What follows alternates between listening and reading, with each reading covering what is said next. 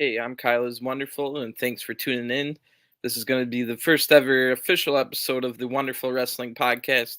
I've been doing reviews all week, other than last night, ever since NXT in Your House on Saturday. I'm a long time, 30-year watcher of wrestling, never been in the business, but have followed every company imaginable for about 30 years and have gone back into the past to study as well. I'm a history I went to school for history, just regular history. So I'm all about the history of everything and all that. And this is going to be a show mostly reviewing the weekend that was in wrestling and looking ahead to the week coming up. It's not going to be completely like blow for blow kind of deal, but more about maybe you should check this match out. This match was kind of a dud. I wonder what they're doing in this storyline. I think the reason they did this is such and such. So it's going to be stuff like that from the perspective of a fan. Hopefully, I can get some guests on here eventually, but for now, it'll just be me. And tonight, I will be reviewing. So I'll start with the stuff most recent from tonight, and I'll go in order from SmackDown to then NXT Level Up, and then we'll review AEW Rampage, and then we'll review. I did not get on last night. Instead, I was streaming my Universe mode on WWE 2K22, which definitely check those out. I'm about to maybe at some point tonight here, maybe early morning tomorrow. I've gotten to WrestleMania 39, all the shows leading up to that. You'll definitely want to look into some of those shows. I think the build up for this WrestleMania was pretty good from what I put on in my fantasy booking version of Universe Mode. But I won't talk about Universe Mode too much tonight. But this channel does have all those that you can go check out, as well as, like I said, the right after the shows from last Saturday, Sunday, Monday, Tuesday, and Wednesday, I got immediately on. And this is as soon as I could get on because I did watch NXT Level Up before watching the AEW Rampage. They are on at the exact same time, but Level Up is hard to watch if you don't watch it live. It then goes to Hulu, which then gives it from a half-hour version to an hour version. They add Raw highlights and stuff, and it becomes Hulu exclusive for a month until it then comes back to the Peacock for me, WWE Network for people elsewhere. But it might be different rules elsewhere. At least here in America, on Peacock, if you don't watch NXT Level Up live on Peacock right when it happens, you then can only watch it on Hulu, like I said, for the next month. Um, so I watched that live, and then I caught up on Rampage, and this is as quick as I could get on. So we'll talk about those three things that happened tonight. Then I'll talk about last night, which was NXT UK with a really good main event between Ivy Nile challenging for the UK women's title. They call her the final boss for a reason, Mako Sadamoto. And something had to give. Either the year long reign, I think it was exactly a year if she retained the next day. So Mako was at 364 days as UK Women's Champion, and Ivy Nile is undefeated in singles action. So something had to give here. So that was last night, and I will talk about last night's shows after tonight's shows, and then we'll kind of review the week that was, maybe some of the major news, and we'll look ahead.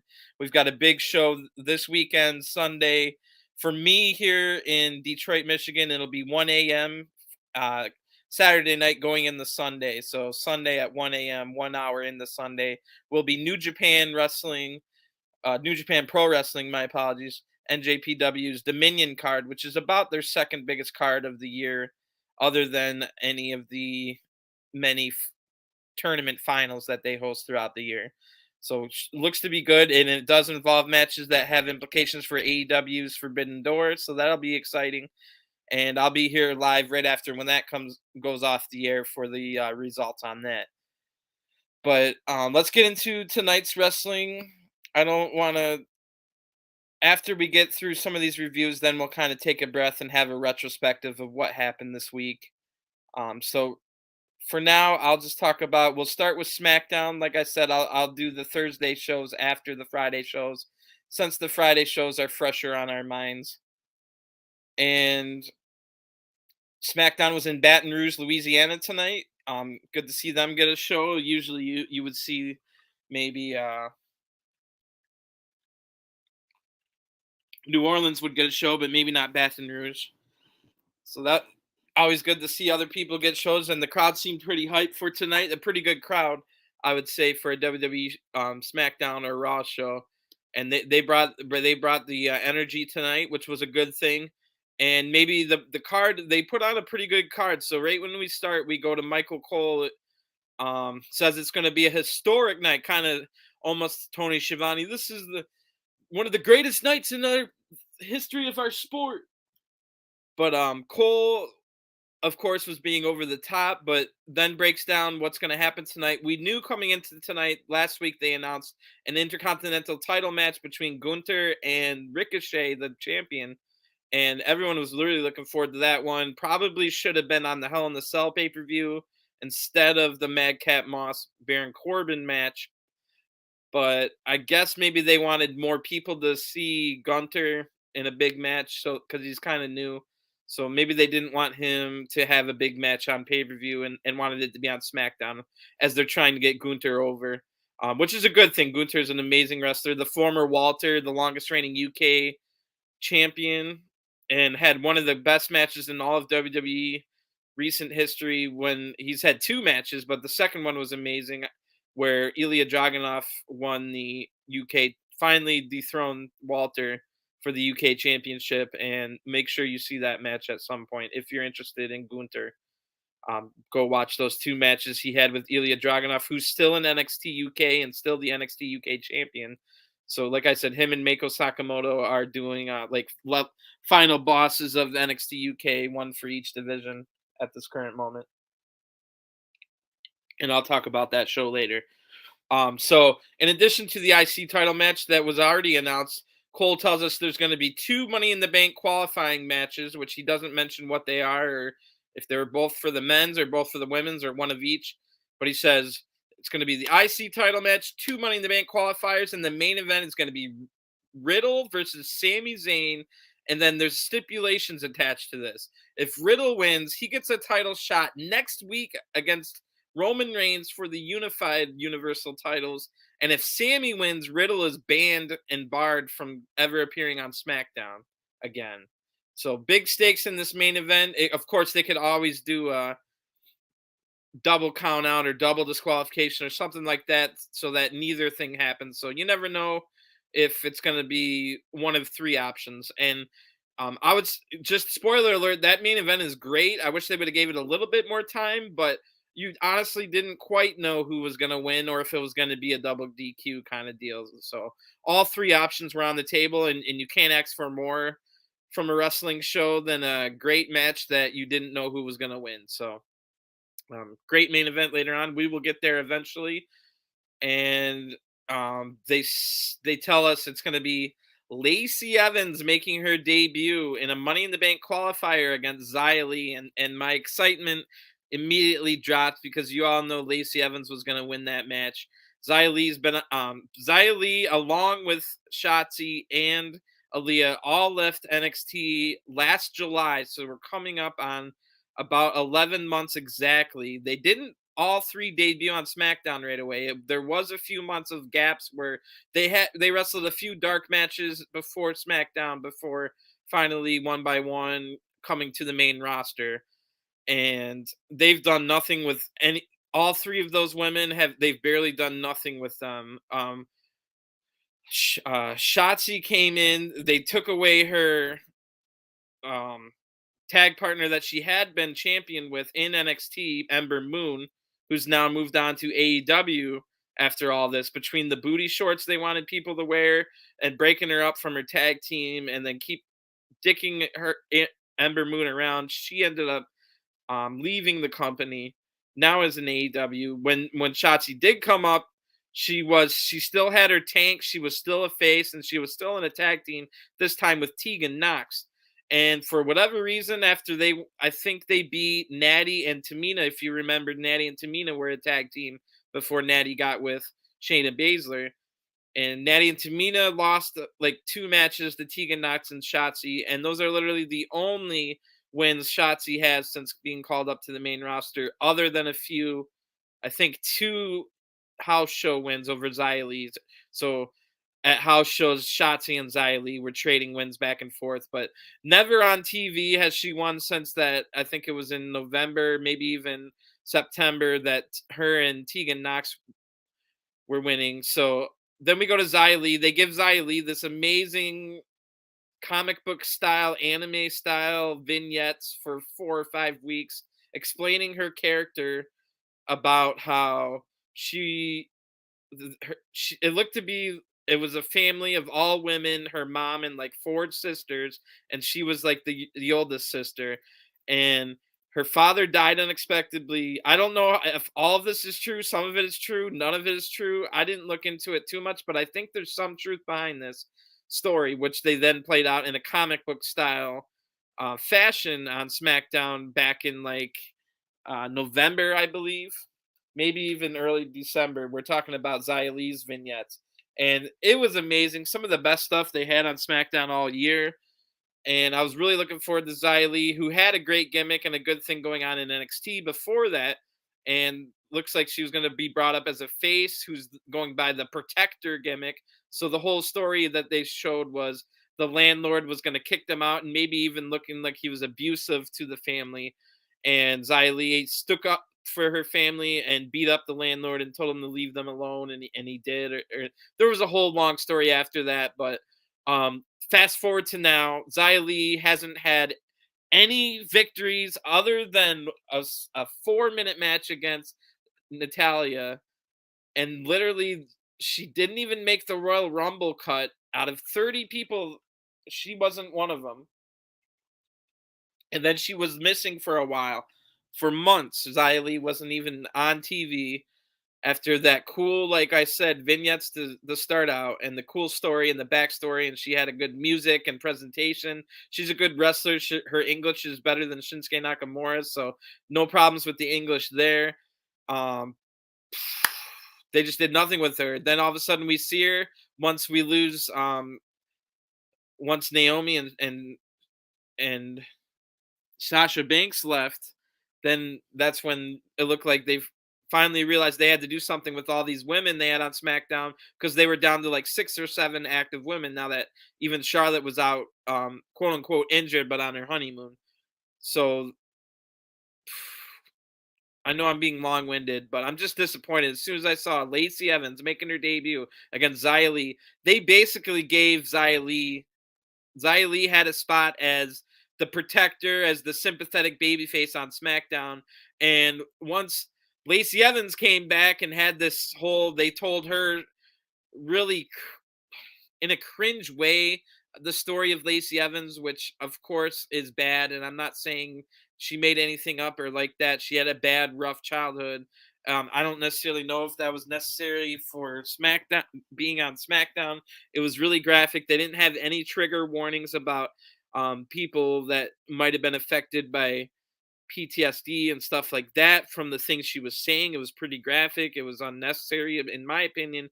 But in the end of the day, Lacey Evans took Xia Li's sympathetic babyface spot on the SmackDown roster. So then they just simply had Xia Li in a backstage promo say, "I am tired of protecting everyone. I am now just here to protect myself." Which, okay, so now all of a sudden Xia Li's a heel for no real reason, other than maybe you could say Xia Li is pissed off that she can't get on TV. Maybe that's a way you could say. But anyway, we all knew Lacey was going to win that match, and poor Xia Li. But I will say I was a little afraid that there would be a lot of USA chants, which we really don't, is not necessary in 2022 to, the anti-China kind of feeling for the, let's cheer the blonde white Southern girl over the Chinese girl and chant USA and stuff like that. That thankfully did not happen, and I did notice that there was a fairly diverse crowd in the Baton Rouge arena tonight, so maybe that had a reason why it was a pretty diverse crowd who thinks like they should, like it's 2022. So that was nice. That match will be later, and sorry to be long-winded about that, and I was going to touch even more about basically Aaliyah had a fairly decent story with the wins over Natty. They gave her the 3.7 second win over Natalia, and she won again on count out the next week, but then got beat up and then never had any more matches other than maybe one or two. She had the Aaliyah 317 shirt. I think we actually did get to see her in the Royal Rumble, but nothing of note. And again, so that was Shotzi, Xia Li, and um, Aaliyah that they basically done nothing with after they all three left NXT 11 months ago. But we will kick off tonight. I know there might have been some groans from some people, but I thought it was a good idea and I thought it was a good match and I was excited for it when they said the start the night it'll be a Money in the Bank qualifying match, Drew McIntyre versus Sheamus. I know it's a match we've seen a lot, but if you remember their last match over about a year ago, almost exactly, somewhere along a year ago, it was a really good hardcore match between the two in the Thunderdome. And so I was looking forward to seeing. I knew it wasn't going to be anywhere near that level of quality, but um, Drew McIntyre is in the back and he's about to go through the curtain. His music hits, but Butch confronts Drew in the back, and Sheamus has to grab Butch and tell him to calm down. And he tells Drew to see him out there. Um, we got a new Titantron for the Brawling Brutes that had like it interjected the old Sheamus like in a dark room with different angles looking at the camera. Now it has Butch and Ridge Holland doing the same thing, so it can cut to all three of them and stuff like that. Really good look on their Titantron. Ridge Holland didn't come out with them. It was only Sheamus and Butch. And immediately Michael Cole tells us Butch is out with a knee injury. There's no way of telling, and I have no confirmation on if I didn't look into it basically, but there's no way of telling if Ridge Holland actually has a knee injury or if it's just storyline or whatever. Maybe he just couldn't be there tonight or something. At one point, they tell us that Drew McIntyre is gifted, which reminded me of Marky D. Shout out Marky D123 on YouTube. Definitely go subscribe to his channel. Gifted. What's so gifted about him? So that was pretty funny. At one point, we get a white noise to the apron from. Well, we got a white noise regular, but then Drew McIntyre did a white noise. Wait, no, this was the one from Sheamus. So Sheamus does a white noise to the apron, and we go to ad break. He does it to Drew. We come back. The intensity is pretty good. Sheamus gets caught on the top rope trying to do a move. This is where we then get white noise from Drew from off the second rope, which, looking at it, I think they showed it again from a different angle. Looking at this move, I get it. It got the crowd a good pop, but it kind of harkens back to that Ridge Holland. Now, of course, this is a freak injury, but Ridge Holland injuring Big E, like you could go back and say in a TV Smackdown match that nobody's really going to remember in 6 months whatsoever. Is it worth the big pop to do a dangerous move like a belly to belly suplex on the outside? And I would draw the same question about this white noise from the top rope. It looked pretty dangerous. There's only a split second between where Drew can get his arm out from Sheamus's neck for him to safely land. And then even when that happens, there's only a split second for Drew to not break his own wrist or forearm. So kind of a dangerous move. I think I would take it out of the repertoire unless it was a big pay-per-view match. You save those moves for a pay-per-view match, and then they have even more it's the law of diminishing returns. The more you see something, the less you're going to react to it. So if you save big moves like that for pay-per-views and big matches and a big title match and stuff like that. Now, I get this was for Money in the Bank qualifier, but again, nobody's going to remember this match even in a month or 2 months. They're not going to remember. The only possible reason this match could ever get brought up again is the next time if Sheamus and McIntyre fight again in 6 months, and they're like, "Oh, the last time they fought was this match." But it looks like we might get them again next week. I'm not quite sure because after that big white nose off the second rope, Butch gets involved and gets a claymore for his troubles, and then we get a belly to belly, the same exact belly to belly overhead suplex that broke Big E's neck. We get that from from Drew McIntyre to Sheamus. So 2 moves in a row. Right when I was saying that about the white noise off the second rope, we get another dangerous move in a match that nobody's going to remember. But it was making the match good. So it's a weird 50-50. Do you want a match to be good? A lot of diminishing returns. Should they be safe so they don't hurt each other? You might hurt each other, but at least save it for a big match type deal. It's all a slippery slope, and nobody has the right answers. But luckily, Drew McIntyre was much more safer than Ridge Holland.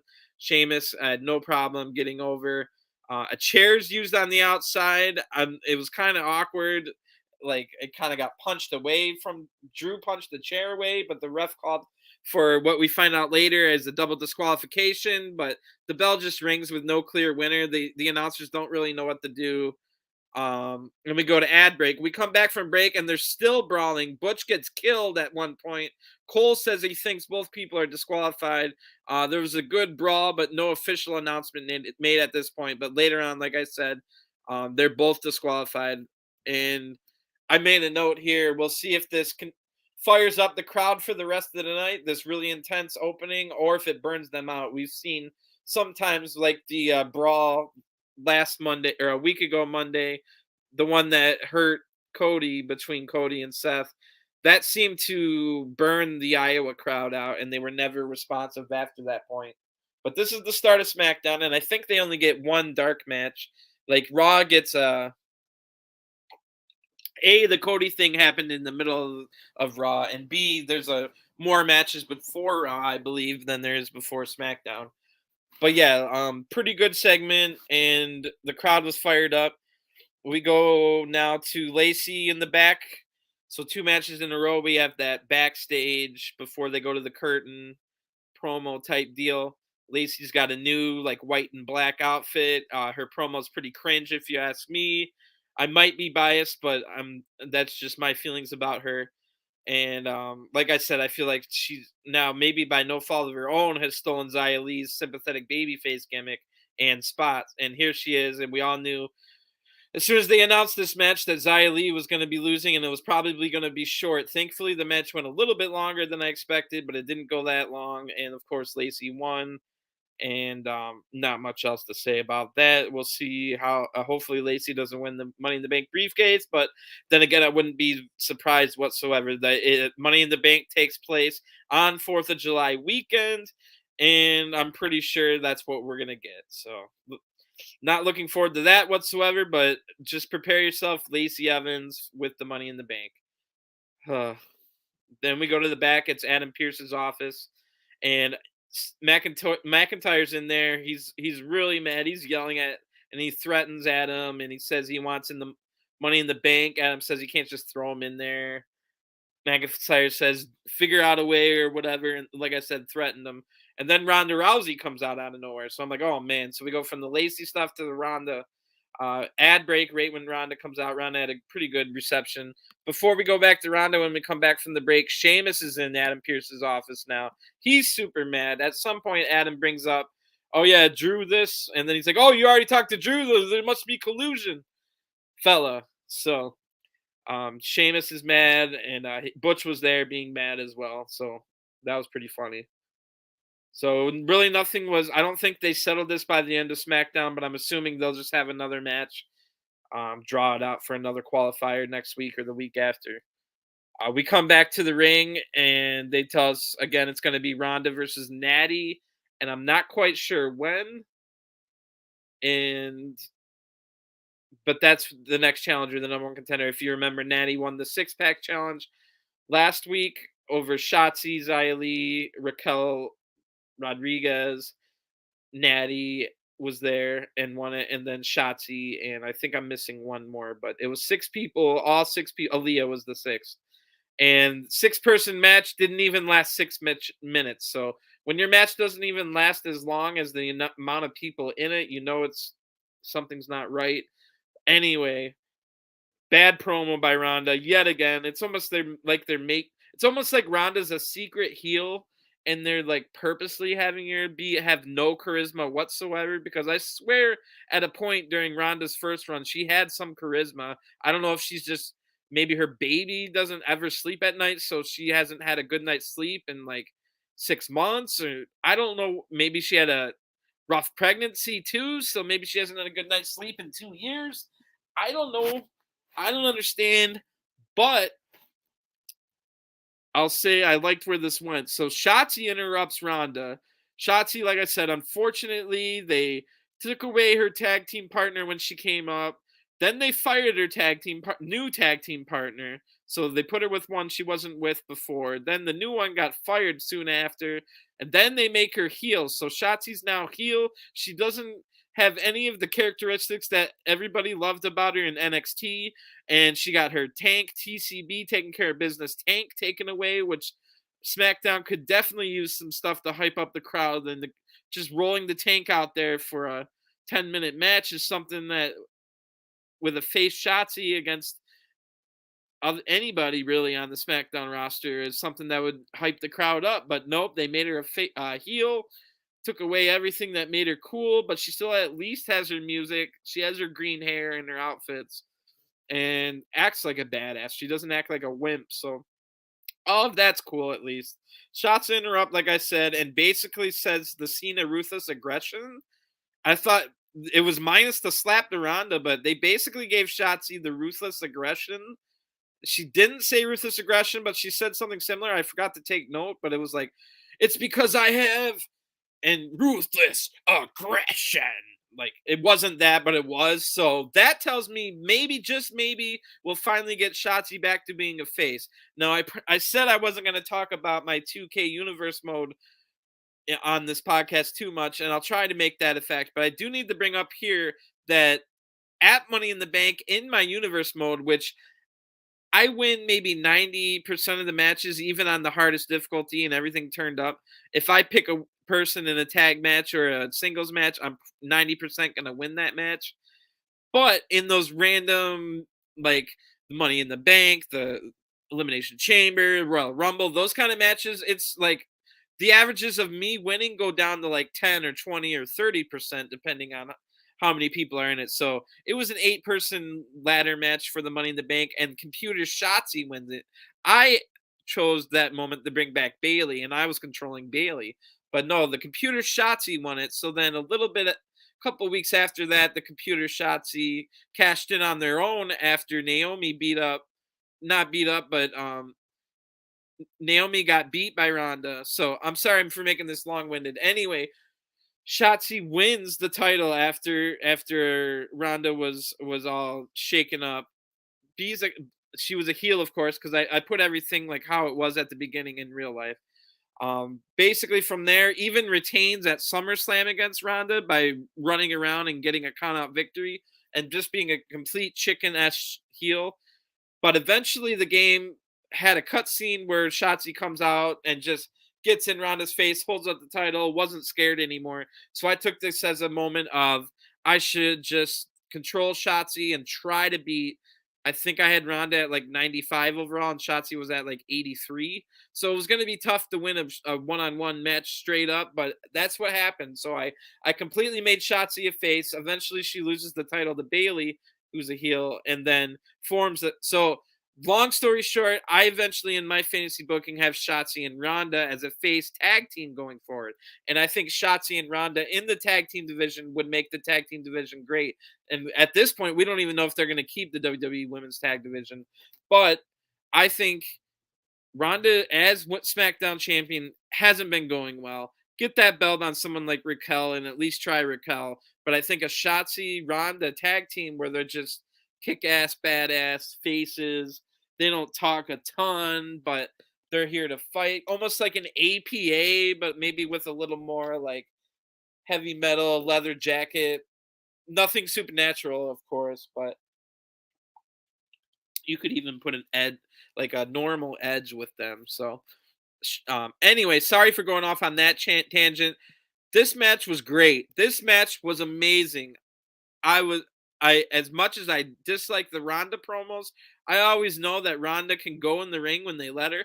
And yes, the two Rhonda versus Charlotte matches were crap. But as we know, sometimes when Charlotte doesn't get the way she wants, which obviously eventually Rhonda was going to be beating her for the title, Charlotte has a tendency to not really try and not really care about the matches and the angles once she doesn't get her way, which is terrible. So that might be part of it. Maybe part of it was Rhonda getting out the ring rust or the baby weight or however you want to look at it, but or maybe it was just a WWE didn't want Rhonda to go all out, but Rhonda went all out in this match, and this is the first time on the main roster we got a real Shotzi match. We have not seen this Shotzi since NXT, and we haven't seen this Rhonda since WrestleMania 35.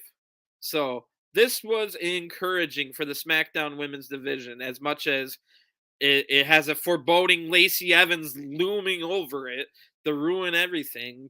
And as bad as Ronda's promos are, and the fact that they have Shotzi and Xia Li heel and Lacey face, all that aside, there is maybe something to build from in this SmackDown Women's Division, especially with a Ronda versus Shayna Baszler match that you could pull out at any point. That's going to be amazing. And like I said, maybe if they do what I fantasy book down the line, a Shotzi Ronda tag team. But this match was great. They finally let the two women wrestle. The match had a little bit of length. And what I forgot to say is Shotzi challenged Ronda to the match right now. And Ronda says yes, and it'll be next. So then we went to an ad break. We come back from break, and it's already in progress, I think. And and like I said, we get a pretty good match here. At a point, Shotzi's got the fish hook on Rhonda, and that just immediately made me think that Mr. Regal, William Regal, was when he was in NXT, anytime he had to come out and give out some advice to the youngsters, I'm sure almost every single time he was like, and if you're a heel, do like dirty things, like grab him by the cheek and then fish hook him, like you'll get some great reactions from the crowd. Like, so that immediately made me think that at some point Mr. Regal told Shotzi to fish hook people when you're a heel. So now that Shotzi is a heel, she's over here fish hooking Ronda. That was cool. There was a nasty tornado DDT to Ronda from Shotzi to the outside. And then at a point, Shotzi's bleeding from the mouth, like maybe had a knocked out tooth or something. And like I said, finally we get a real Shotzi match. Great match. Make sure you go and watch this if you're a fan of women's wrestling. Shotzi taps out after getting hit with a Piper's Pit and then the armbar. Natty immediately comes out, sharpshooter to Rhonda. Rhonda gets put in it for a long time. I started to wonder, where's Raquel? We've seen Raquel team with Rhonda in the past. Maybe Raquel we didn't see her all episodes, so maybe she wasn't in the building. But it was kind of awkward that Rhonda didn't have one friend in the back. And we'll later find out that it could be no Rhonda at Money in the Bank. So after this whole angle with the sharpshooter, they show Rhonda later on. I'm skipping ahead, but later on they show Rhonda in the trainer's room. She doesn't want to put ice on her, and she's mad at the trainer. And they have Kayla say, "Oh, it looks like maybe Rhonda might not even make it to Money in the Bank." So now that Money in the Bank went from a stadium show to an arena show because they couldn't sell tickets in the stadium for Money in the Bank and Las Vegas, it looks like not only is Roman Reigns going to get pulled from the card, but so is Ronda Rousey. They're taking all their big hitters who happen to be champions off the card. It's whatever at this point. But so I would expect that Ronda versus Natty might not happen until a SmackDown before SummerSlam. I don't see that being a SummerSlam match, but I also don't. It sounds like they don't want Ronda at Money in the Bank either. Now, what we could get, like I said, I'm pretty sure they're going to have Lacey Evans win the briefcase and eventually win the title. And it could be the Raw title that she wins, of course. But I could also see they want her to be a face, though. So it would be a heel thing to come attack Ronda. And I don't think Lacey should or could beat Ronda in a one-on-one match, but maybe they would do it. And I do think Ronda could be a heel, so we'll have to see where that goes. But I'm assuming Lacey Evans will come in and beat like Bianca Belair at SummerSlam in 30 seconds. So we have that to look forward to. Anyway, that and Rhonda match was great. We got Megan Morant with new hair, and she's in the back with Riddle. And he either has a headband or a head injury. This headband was like so tight it looked like a bandage, like when you're in the football or the soccer where you get a head bandage and they throw you back out there after wrapping your head really tight. So he looked a little ridiculous with that. Like I said, I didn't know if it was a headband or an injury. And he doesn't say much, just that typical Riddle stuff. Nothing of note. Ludwig Kaiser is out next, and he brings out Gunther. And I'm starting to really get excited. But then we get new Gunther music yet again. And this music is even worse than the last time they changed it. So at least they made it like another instrumental that was evil sounding after they stopped using the classical music that was free, by the way. The reason they changed it though is they don't want wrestlers to have anything that they had in WWE and take it elsewhere. So if they kept Gunther with that original music from 300 years ago, the classical music, then when he goes to AEW down the line or New Japan or anything like that, he can use that same 300-year-old music. So as soon as they decided they wanted to bring Gunther up to WWE, they gave him new music so that sure in WWE within WWE he was called Walter and he had that music, but it was NXT UK, so it wasn't on Raw and SmackDown. That's their line of thinking anyway. So for him to be on Raw or SmackDown, he had to change his name to Gunther, and he had to get his music removed. That old music was great, and a lot of people were complaining that his new music sucked, but that new music was great compared to the new music. Man, this new music sounded like a mix between like uh it was like it was like evil John Cena mixed with some like slow rock. So it was like rock and rap and evil, and it didn't fit Gunter whatsoever. I hated it, but that's whatever.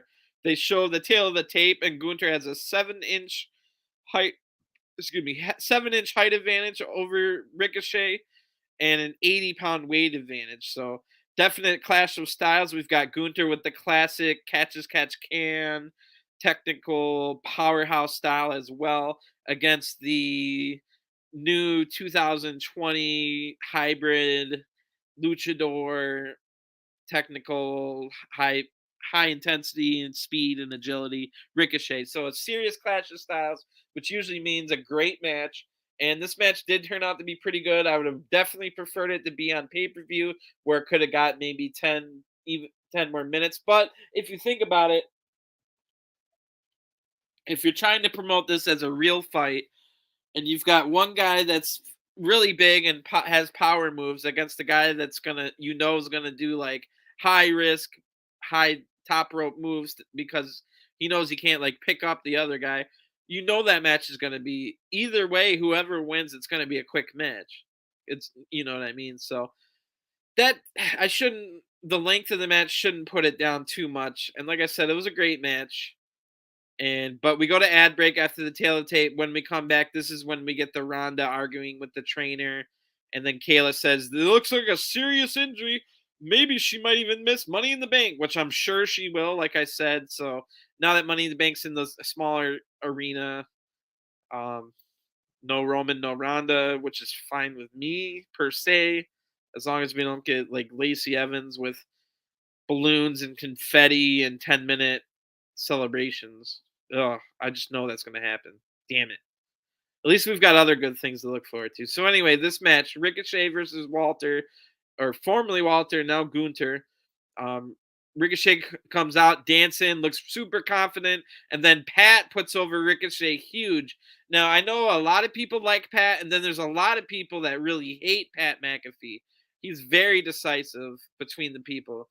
My opinion is Pat McAfee's the perfect voice to talk to this elusive and mythical casual fan that everybody likes to talk about. And the fact that SmackDown is on Fox means it has more of a chance to have a quote unquote casual fan stumble across and while channel surfing and finding its product. That's what people talk about when they talk about the casual fan. They're talking about, oh, they're switching through the channels and they see something on TV. How would a casual fan react? Would it be so would they feel like they need they're so out of their depth that they don't know what's going on, or are they able to tune in after never watching before, and within a minute or a half of something, maybe somebody says something that gets them interested. And Pat McAfee is that kind of guy, and is the perfect and one of the most perfect for talking to the casual fan or the layman or however you want to term it ever.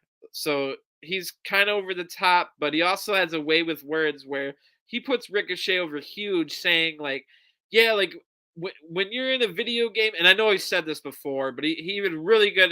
He was really passionate about it tonight and explained it really well about. Yeah, if you're creating your character in a video game, Ricochet's like the exact character you would create with all the agility, all the speed, all the high flying moves, and the strength and the great ripped body and the only thing is he's bald, and most people would have like a crazy mohawk on their character. But other than that, he's the exact like creative character, and that's something that even if they're not a video game like wrestling video game fan, they might know what they're talking about just by being a video game fan. So maybe we're talking about like a 20-year-old girl that watches Twitch a lot or something like that. Now she can kind of relate. But so the between Ricochet dancing out with all the confidence in the world and then Pat McAfee putting over Ricochet huge, which was great to hear. You knew exactly how this match was going to go because of that. You don't put over someone that big if they're not about to lose. But I would say sometimes people lose and they don't put them over this big. That happens a lot, actually. So I would say they have huge plans for Ricochet in the future. Right now, he's probably the number one babyface on, or the number two babyface on SmackDown behind Drew McIntyre. But I would say the crowd likes Ricochet more than Drew McIntyre. And then you've also got Kofi Kingston and Xavier, who are in technically a tag team, but both really over. Probably more over than Drew, maybe more over than Ricochet, but it would be close. Anyway, like I said, the fact that they're putting over huge makes you know that Gunther's walking out with the Intercontinental title. And you probably already thought going into this match that Gunther was going to walk out with the IC title, which is probably a good move. He's a good guy to have the title. You can have him feud against the entire Brawling Brutes for a little bit. Oh, wait, no, See, I hope Gunther gets over as a face in the next couple months organically without them having to change anything about his character. And then he just starts getting cheers from the crowd after power bombing and choking people out. And then you can move him to matches against like Sheamus and stuff. I don't know if that means Ludwig Kaiser would have to leave his side at that point or what. But I would say Ludwig Kaiser should be in a tag team with his old partner Fabian Eichner, who's now going to go by the name Giovanni Vinci, and he'll debut or make a re-debut as with this new character anyway. But Ricochet super over with the crowd. They're loving him. Gunther overpowers him on every attempt that Ricochet has at the very beginning, and then we go quickly to an ad break. When we get back, we get some good action. Nasty counter by Ricochet into a sunset flip power bomb for a 2. Then a nasty lariat.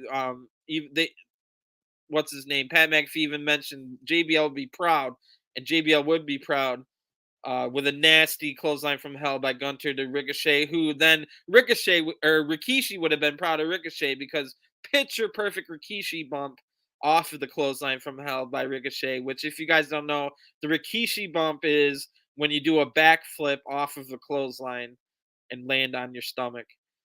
And of course, a lot harder for a almost 400-pound Rikishi than a 180-pound Ricochet, but still. Ludwig Kaiser then tries to get a distraction, but he gets kicked in the face. Springboard moonsault immediately after a standing shooting star press for another 2. And then at a point, Gunther stands up and just hits Ricochet with a nasty shotgun dropkick, pops up, and then hits him with a nasty power bomb. New Intercontinental Championship. Gunther, he holds up the belt. I hate that new version of the belt. I wish it would be the 1990 5 version, like the one that like Mr. Perfect and Bret Hart were fighting over. Like, that's the best IC title, and this one looks like a piece of crap, I'm gonna be honest. So I hate that. I hate the version of the title he's holding. I hate his new music, but I love that they seem to have faith in him. I love his matches. I love everything about Gunther. He's the new IC champion. I expect him to have a big match at Clash at the Castle, because he's already over as hell in the UK after being on NXT UK and in the European scene as well. So before that. So looking forward to see what kind of people he would fight. I would much rather see Drew McIntyre in an Intercontinental title match instead of the Universal title match, and a Drew versus Walter or Gunther match would be amazing. But a great match, and it was kind of short, but like I said, it being short makes it believable. We cut to the back and we see Sami Zayn in a Bloodline shirt, and then Paul Heyman's there, and Paul Heyman tells him this is a big match because, of course, if Riddle wins, Roman will have to defend both titles, and not at Money in the Bank, but next week on SmackDown, which tells you they're definitely they'd rather like Roman have 4th of July weekend off, and we don't need you for a show that's now in an arena anyway. Paul tells him it's going to be a big match, and he told Sammy that Paul will go. Paul will have some good ammunition to go to Roman and say, "Why don't we let Sammy in the Bloodline if Sammy can win this match?" But if he loses, the opposite would happen. So that puts even more pressure on Sammy going into this match. And then right after that, before we go to the ad break, oh, it's what I was very lucky that the rest of SmackDown was up my alley as far as I love the Shotzi Rhonda match. Sheamus versus Drew always gets my blood going. I enjoyed the Ricochet Walter match, and the main event was great. Whew. But if that wasn't the case, this show would have killed me between the Lacey Evans stuff and then realizing that she's going to win Money in the Bank. And there's going to be confetti everywhere. As if it couldn't get worse, if you didn't see on Monday, John Cena's coming back, and it looks like it might just be for a one-time thing. Although I would definitely expect to see Cena at least at SummerSlam, if not more than that during the summer. But it's his 20th anniversary to the date. I think it's June 26th. It's a Monday, so it's a Raw, and it's 20 years to the day that we had the Ruthless Aggression promo that I talked about earlier.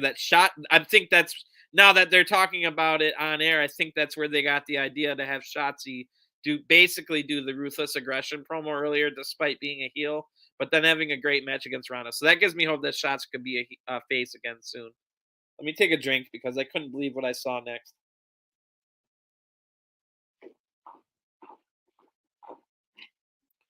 Okay, so there's a certain percentage of you that are watching right now that might think I'm an asshole for thinking this and calling me an idiot and heartless and all that kind of crap. And of course, what he's doing is good overall, and the kid is happy, and maybe that's all that matters.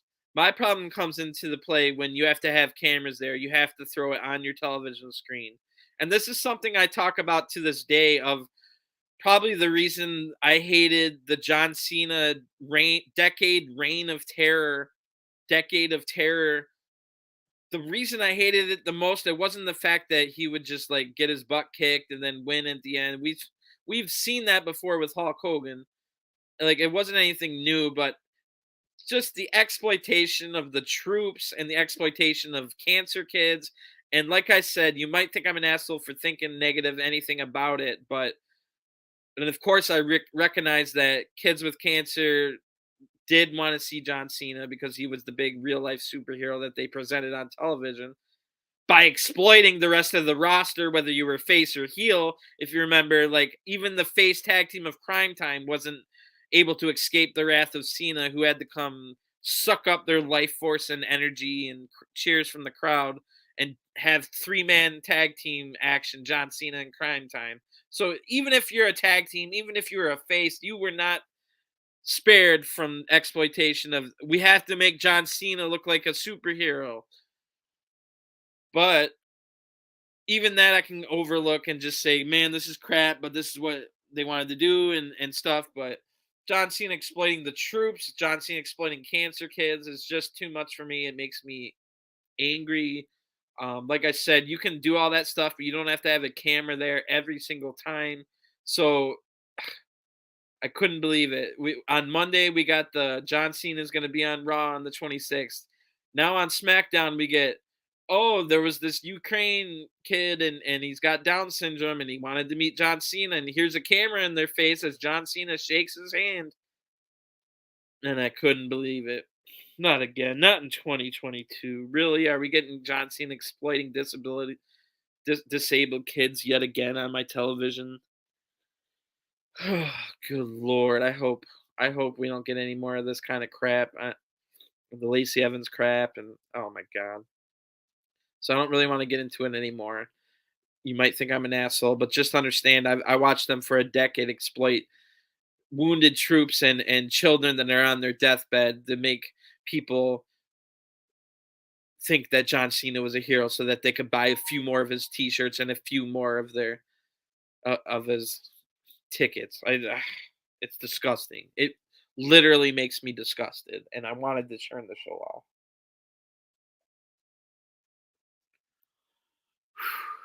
Take a deep breath and move on. We got an ad break after the John Cena bullshit. We come back. JR's barbecue. So Jim Ross is mentioned by name by Pat McAfee, which was pretty cool. And that's because he wanted to bring up, I forget how they got there. Cole had said something before this, I think about stupid John Cena, but JR's barbecue sauce was then mentioned about when Cole, he's like, yeah, Cole, you were in your underwear. He threw barbecue sauce all over you. So that was pretty funny. Still didn't make me feel any better about the Cena exploiting disabled children again, but we go to the main event, which thankfully was really good and could have definitely benefited from extra time. Sami Zayn, no joke, stood in the from the time Sami Zayn got to the ring from his entrance to the time the bell started, 17 minutes passed. I think 2 commercial breaks and the stupid John Cena exploiting stuff. So if you cut out the John Cena stuff and the barbecue sauce and maybe the Riddle, we got a whole like 3 or 4 minute package about the history of Riddle and the Usos. So cut all that out, and it could have been a 4-star or above match, but it's still for a TV match. This Riddle versus Sami Zayn match, go out of your way to watch it. It had a little bit of length to it. Could have benefited from 10 minutes more to make it a 4-star or above, but for a television match, it was still good. Like I said, let's see. Before the match starts, they tell us Madcap Moss is going to have a last laugh match next week against yet another Madcap's Baron Corbin match. So this time in a last laugh match in Madcap's hometown of Minneapolis, Minnesota. And I'm not exactly sure if that's his hometown, but I know he was a big college football star for the University of Minnesota, which is in Minneapolis. So basically a homecoming for Madcap, who's having a last match. I don't think they explained the rules. Probably just a hardcore match with gimmicks, like the Halloween match and stuff like that, the Thanksgiving match, and the Christmas match. This is where we get announced. No Dupree this week. No Max Dupree. One of the things I've been looking forward to all week is if we can finally get this Maximum Male Model stable off the ground. Now, if you guys remember, it was about maybe even 3 months ago now, but probably 2 months ago, Mason Mansoor joined then called LA Knight in some dark segments, never aired on TV, which means it's not canon storyline per se. But I am assuming because of the Max Dupree rename and now it's called Maximum Male Models, I'm assuming it will still be Mason Mansoor that join him, because then it goes with all 3 of their names start with M, and the stable name is a triple M gimmick, Maximum Male Models. So the triple M gimmick tells me it'll still be Mason Mansoor that joined them. It'll be interesting to see what kind of makeover they give them. We've seen Mace as Dio Madden before, and we saw what he wore in a match already in the dark matches. He was wearing like Air Jordans and a cooler looking outfit than the leather Mace one. So interested to see where they go from that. I've also fantasy booked this again. Plug for my universe mode. I've got Mansoor in the Ric Flair robe. Mace comes out in Air Jordans and like a dress coat jacket that he takes off to wrestle in, and then they've managed by. So I made Walter face, and I took Ludwig Kaiser away from him, which in the game he's still called Marcel Bartel. So just a side note, I also put Marcel Bartel in the Maximum Male Models. He went with the M gimmick. So it could still be Triple M, and then if you want to say the three wrestlers are the Triple M, and then Max, it comes the Maximum Male Models is the manager. So that probably won't happen, but the other two could. And I also wouldn't mind seeing Giovanni Vinci in Maximum Male Models. And then there's a rumor that a lot of people hope is true, that they're thinking Cesaro might return soon to WWE, and he would be a fit for the Maximum Male Models, which kind of goes with what Cole says.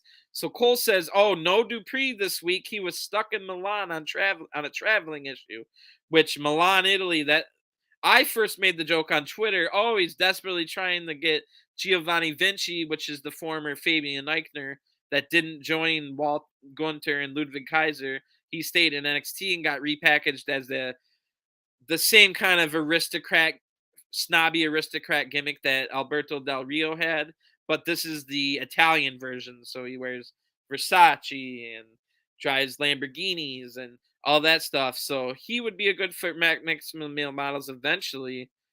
But it looks like, so I made the joke. Oh, he wants him to not debut on NXT next week and come to SmackDown instead. But then when I made that post, I looked online and everybody's like, "Oh, he's in Milan to talk to Cesaro," which that's a big city right near Switzerland. So even though it's a separate country. So that could work, and you could still put Mason Mansoor with them and have them be a lower level tag team underneath in the same family. If you look back to like the Bobby Heenan family, he had like 20 wrestlers in his stable, and they didn't necessarily have to interact too much. They just had the same manager and sometimes might help each other out. So maybe we'll see a situation like that, although that would make them a face stable. But I think you could pull off a Maximum Male Model stable that is face. You just can't go over the top with the stupidness about the. I know at least once Mace did the Vogue like Madonna video, like Mace the face. So if you're doing that stuff, you're gonna get booed, and it's gonna be heel by proxy. But you got Cesaro with you, it's gonna be a face. I don't think you can get the crowd to boo Cesaro at this point, no matter what he does. And so we get to the match finally. After, like I said, 17 minutes, Sami Zayn stood in the ring waiting for this match to start. And Riddle starts the match strong, a little bit of back and forth, but Riddle looks strong. Paul Heyman is on commentary, which instantly added another additional like 0.5 star to this match. Like I said, it could have been a 4-star match given a little bit more length, and it still was probably 3.5 star for a SmackDown. That's on a scale that is comparing it against like Okada Omega. Not just, this is a 5-star match if you compare it to what's normally on SmackDown. See how that works. So graded on the same scale as every other match, depending on how many people were there or whatnot. This is still a 3.5-star match. And like I said, Paul Heyman on commentary added an additional star. So you got Paul Heyman, Michael Cole, and Pat McAfee on commentary. What a dream team commentary crew that is. I wish if we got that every week on SmackDown, I would actually start looking forward to SmackDown every week. Right now, I kind of tolerate it. It's way better in the last month than it was the 6 months before that, which it was the worst. The 6 months before WrestleMania and like the little bit, but the month after WrestleMania, SmackDown was the worst show on television by far, and Impact was way better than SmackDown. But SmackDown's getting better to the point it's starting to rival Raw yet again. So, Raw is harsh because it has 3 hours, so it's always going to get a downgrade from people for being too damn long, which I can kind of agree with. At this point, Paul Heyman says they confirmed that the title match will be next week if Riddle wins. So That's interesting. Paul says Sammy needs to make Riddle mad to take him out of his game, and that's the advice he would have gave him, which that's probably what you should have told Sammy in the back instead of making him extra nervous. That's neither here nor there. Paul Heyman maybe made a mistake tonight. Maybe Roman can bring that up later on to Heyman. Like, bro, you should have told him that he needed to make him mad and take him off his game instead of telling him something that made him more nervous. So we also get told Roman is at 650 days as Universal Champion. So that's pretty insane. We get an ad break at this point. Great match, like I said. Sammy takes over a little bit, but then stalls on his attack, kind of acting like he wants to do the Randy Orton version of the RKO with all the exaggerated hitting the ground and stuff. At this point, Paul Heyman calls him a schmuck. He calls Sami Zayn a schmuck for wasting time. And of course, Riddle reverses that wasted time RKO and then goes on a flurry. Riddle goes on a flurry on Sammy, which makes Paul just go deathly silent. They even bring up Paul. You got anything to say? Riddle hits him with a Randy Orton snap power slam, then a Randy Orton draping DDT. And it's at that point where I see a Broton Rouge sign in the crowd. So Riddle again over with any crowd he's at. The Baton Rouge faithful. At this point, we get a little bit more back and forth with the Blue Thunder Bomb out of nowhere, but I don't think we've ever seen the Blue Thunder Bomb finish a match in all of the NXT or WWE. And this is where I made the note. If they gave him 10 more minutes, this could have been 4 stars or above. A haluva kick countered by an RKO, and it's over. Riddle will fight Roman Reigns, or at least that's what they're telling us. It'll be Riddle versus Roman Reigns for the undisputed Universal title, so both belts on the line. And I just write the word imagine in all caps with an exclamation point and a question mark. Imagine if we could get Riddle out of nowhere, but has been built up very well in the last year, but still kind of out of nowhere on a random SmackDown, finally ending the reign of Roman Reigns. Imagine. I doubt it. I highly doubt it'll happen, but I really hope it does. I do not want Roman to go on vacation all summer with both championship belts. I would love Riddle to win them next week, and that would be great, but I'm definitely not going to hold my breath. After Riddle celebrates for about 3 seconds, the Usos with the sneak attack from behind, and SmackDown goes off the air with the Usos beating up Riddle. So we've got, like I said, I enjoyed all the matches tonight. Really good stuff. The Lacey Evans and John Cena stuff brought it down for me. But like I said, these are some of the maybe 4 of the best matches we've gotten on SmackDown. It could be in the top 10 all year of SmackDown matches, all 4 of them. So no complaints there. A lot of complaints with John Cena exploiting children, but that's neither here nor there at this point. You've already heard my feelings. So the next show I review is going to be NXT Level Up, and that's because I go from SmackDown to watching Level Up on Peacock, and I already explained at the beginning of the video, that's because if you don't watch NXT Level Up live, then you can't watch it on Peacock for a month. And then if you do watch it on Hulu, you can watch it the next day on Hulu. But then it goes from a half-hour version to a full-hour version with Raw highlights attached. So I go and do that while my DVR is taping Rampage, and then I'll watch Rampage and skip through the commercials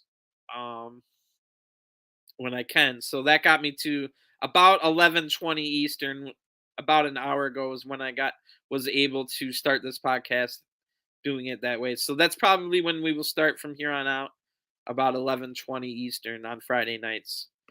NXT Level Up, I was looking forward to it. Again, you're not just like regular NXT 2.0. You don't expect amazing wrestling. You don't expect 3-star matches. You definitely expect 1 or 2-star matches. But especially for me, who's running a highly in-depth version of Universe Mode with all the Performance Center and NXT people, this is a very important show on my schedule to see how the new recruits are doing, to see what kind of gimmicks they might have going, what kind of outfits they're wearing, if they change their music, if they're acting like a heel or a face. So these are for, like, it's called Level Up for a reason. It's for like the new recruits to level up to the point where they could get on like NXT. So these are people that they bring fresh into the Performance Center, and they'll have their first match. Like it could potentially be people that have never had a match in their entire life, because WWE is definitely bringing in more people like a Tiffany Stratton and a Lash Legend who have varying degrees of success so far, but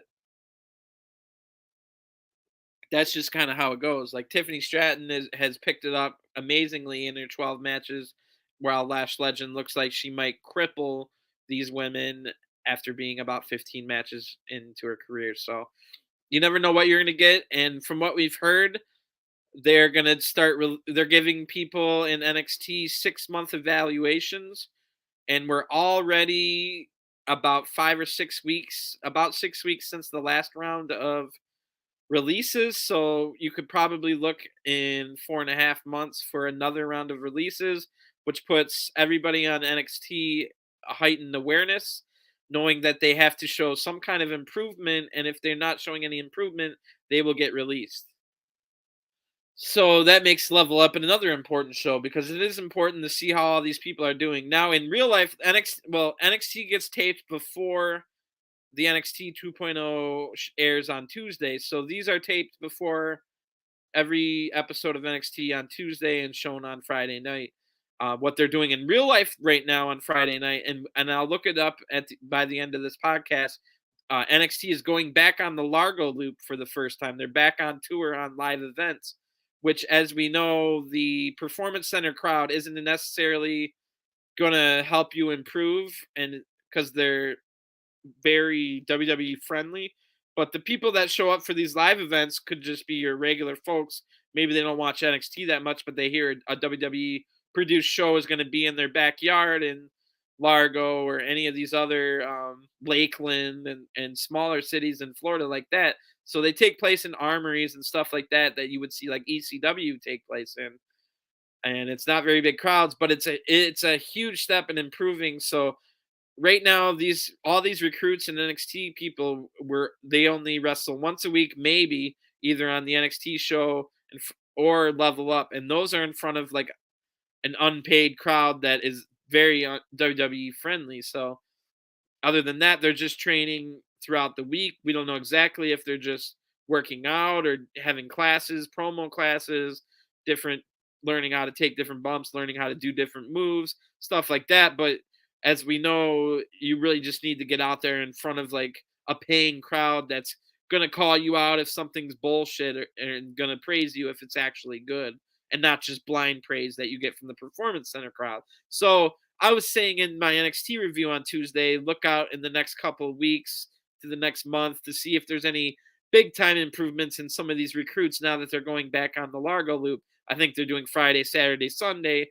live events the next couple of months. So they'll have their Smackdown tape or their NXT tapings on Tuesday, and then they'll go out Friday, Saturday, and Sunday at the live events. So I'm looking forward to some huge improvements. Although earlier today I heard some weird news. I can't confirm it, but it came from a reliable source that I've relied on in the past, that NXT has already taped some stuff in advance in the future. I don't know exactly why, but maybe they're giving all the recruits like July 4th weekend off, because from the sounds of it, I've heard that if not the whole show, some of NXT's next event, which will just be on a Tuesday, so it's not a premium live event, but it's one of those named events. Great American Bash takes place on July 5th, and I'm pretty sure that July 5th show has already been taped, and spoilers exist. And I had to quickly turn off what I was listening to because I didn't want to hear any more than I already did, and I'm not going to spoil anything now. I didn't hear too much, but I heard where Braun Breaker's going next in his feud. But like I said, maybe we're gonna have to wait. That goes back to me saying we'll have to look out to see if there's any improvements in the next month or so with these recruits. But now, if they're taping shows pre-advance and they're not live, we might have to wait a couple months to see if there's any improvements. And the improvements will be like dramatic, because we're gonna go from these shows that they're taped in the beginning of June here to maybe they then go live again. Now I don't know, maybe they'll be live on Tuesday, but then they already taped the show for the 4th of July weekend, and that's it. So I'll have to look into this more, and I'll let you know. I have to go to the bathroom real quick. Apologies.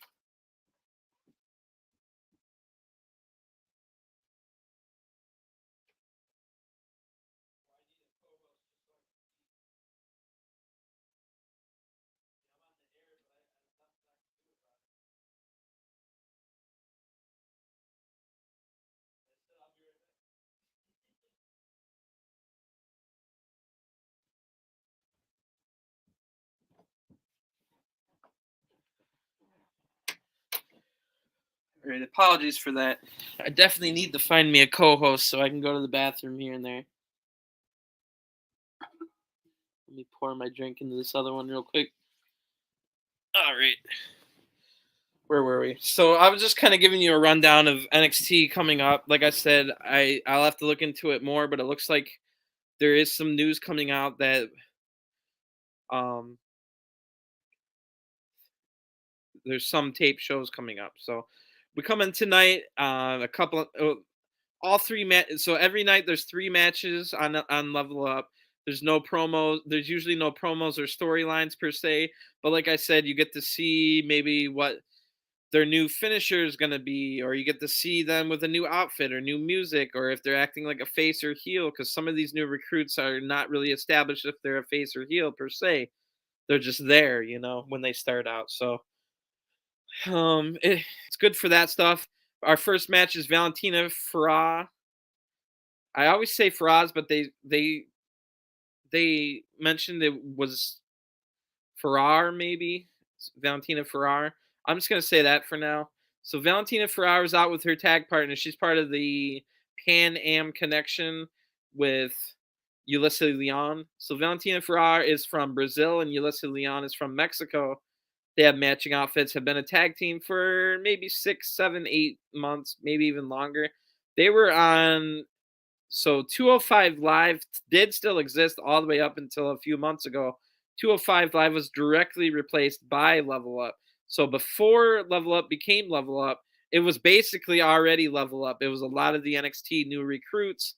So it was nothing about cruiserweights anymore. And that's why Hulu still has a deal that has Level Up for a month exclusively until Peacock can then put it on the WWE section of their channel, because Level Up took over the 205 Live. So the 205 Live contract between Hulu and WWE still exists until whenever that runs up, and that show's just renamed to Level Up. So like Valentina Feroz and Ulysses Leon were on that 205 show, and that's also where Lash Legend had a lot of her matches. Before where, like I said, she's at about 15 matches total, and a lot of those were on 205 Live of all things.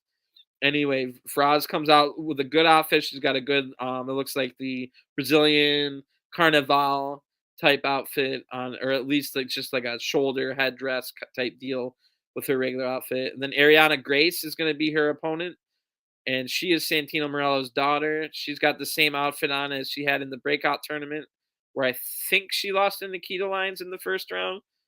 And Ariana Grace, she comes out.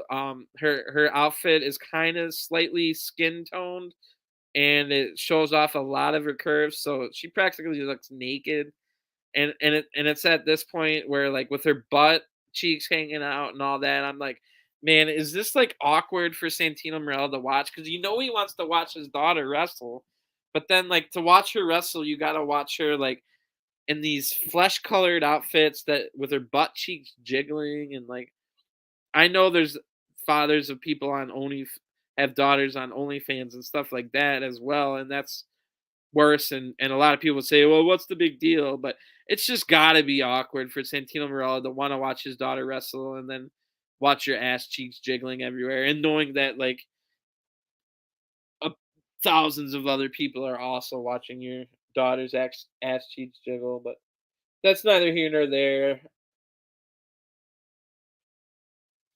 A lot of wrestlers do it, and a lot of wrestlers have fathers. It's not just the ones that have famous wrestling fathers. So it's not like this is an isolated incident or whatever. It's probably not that big of a deal.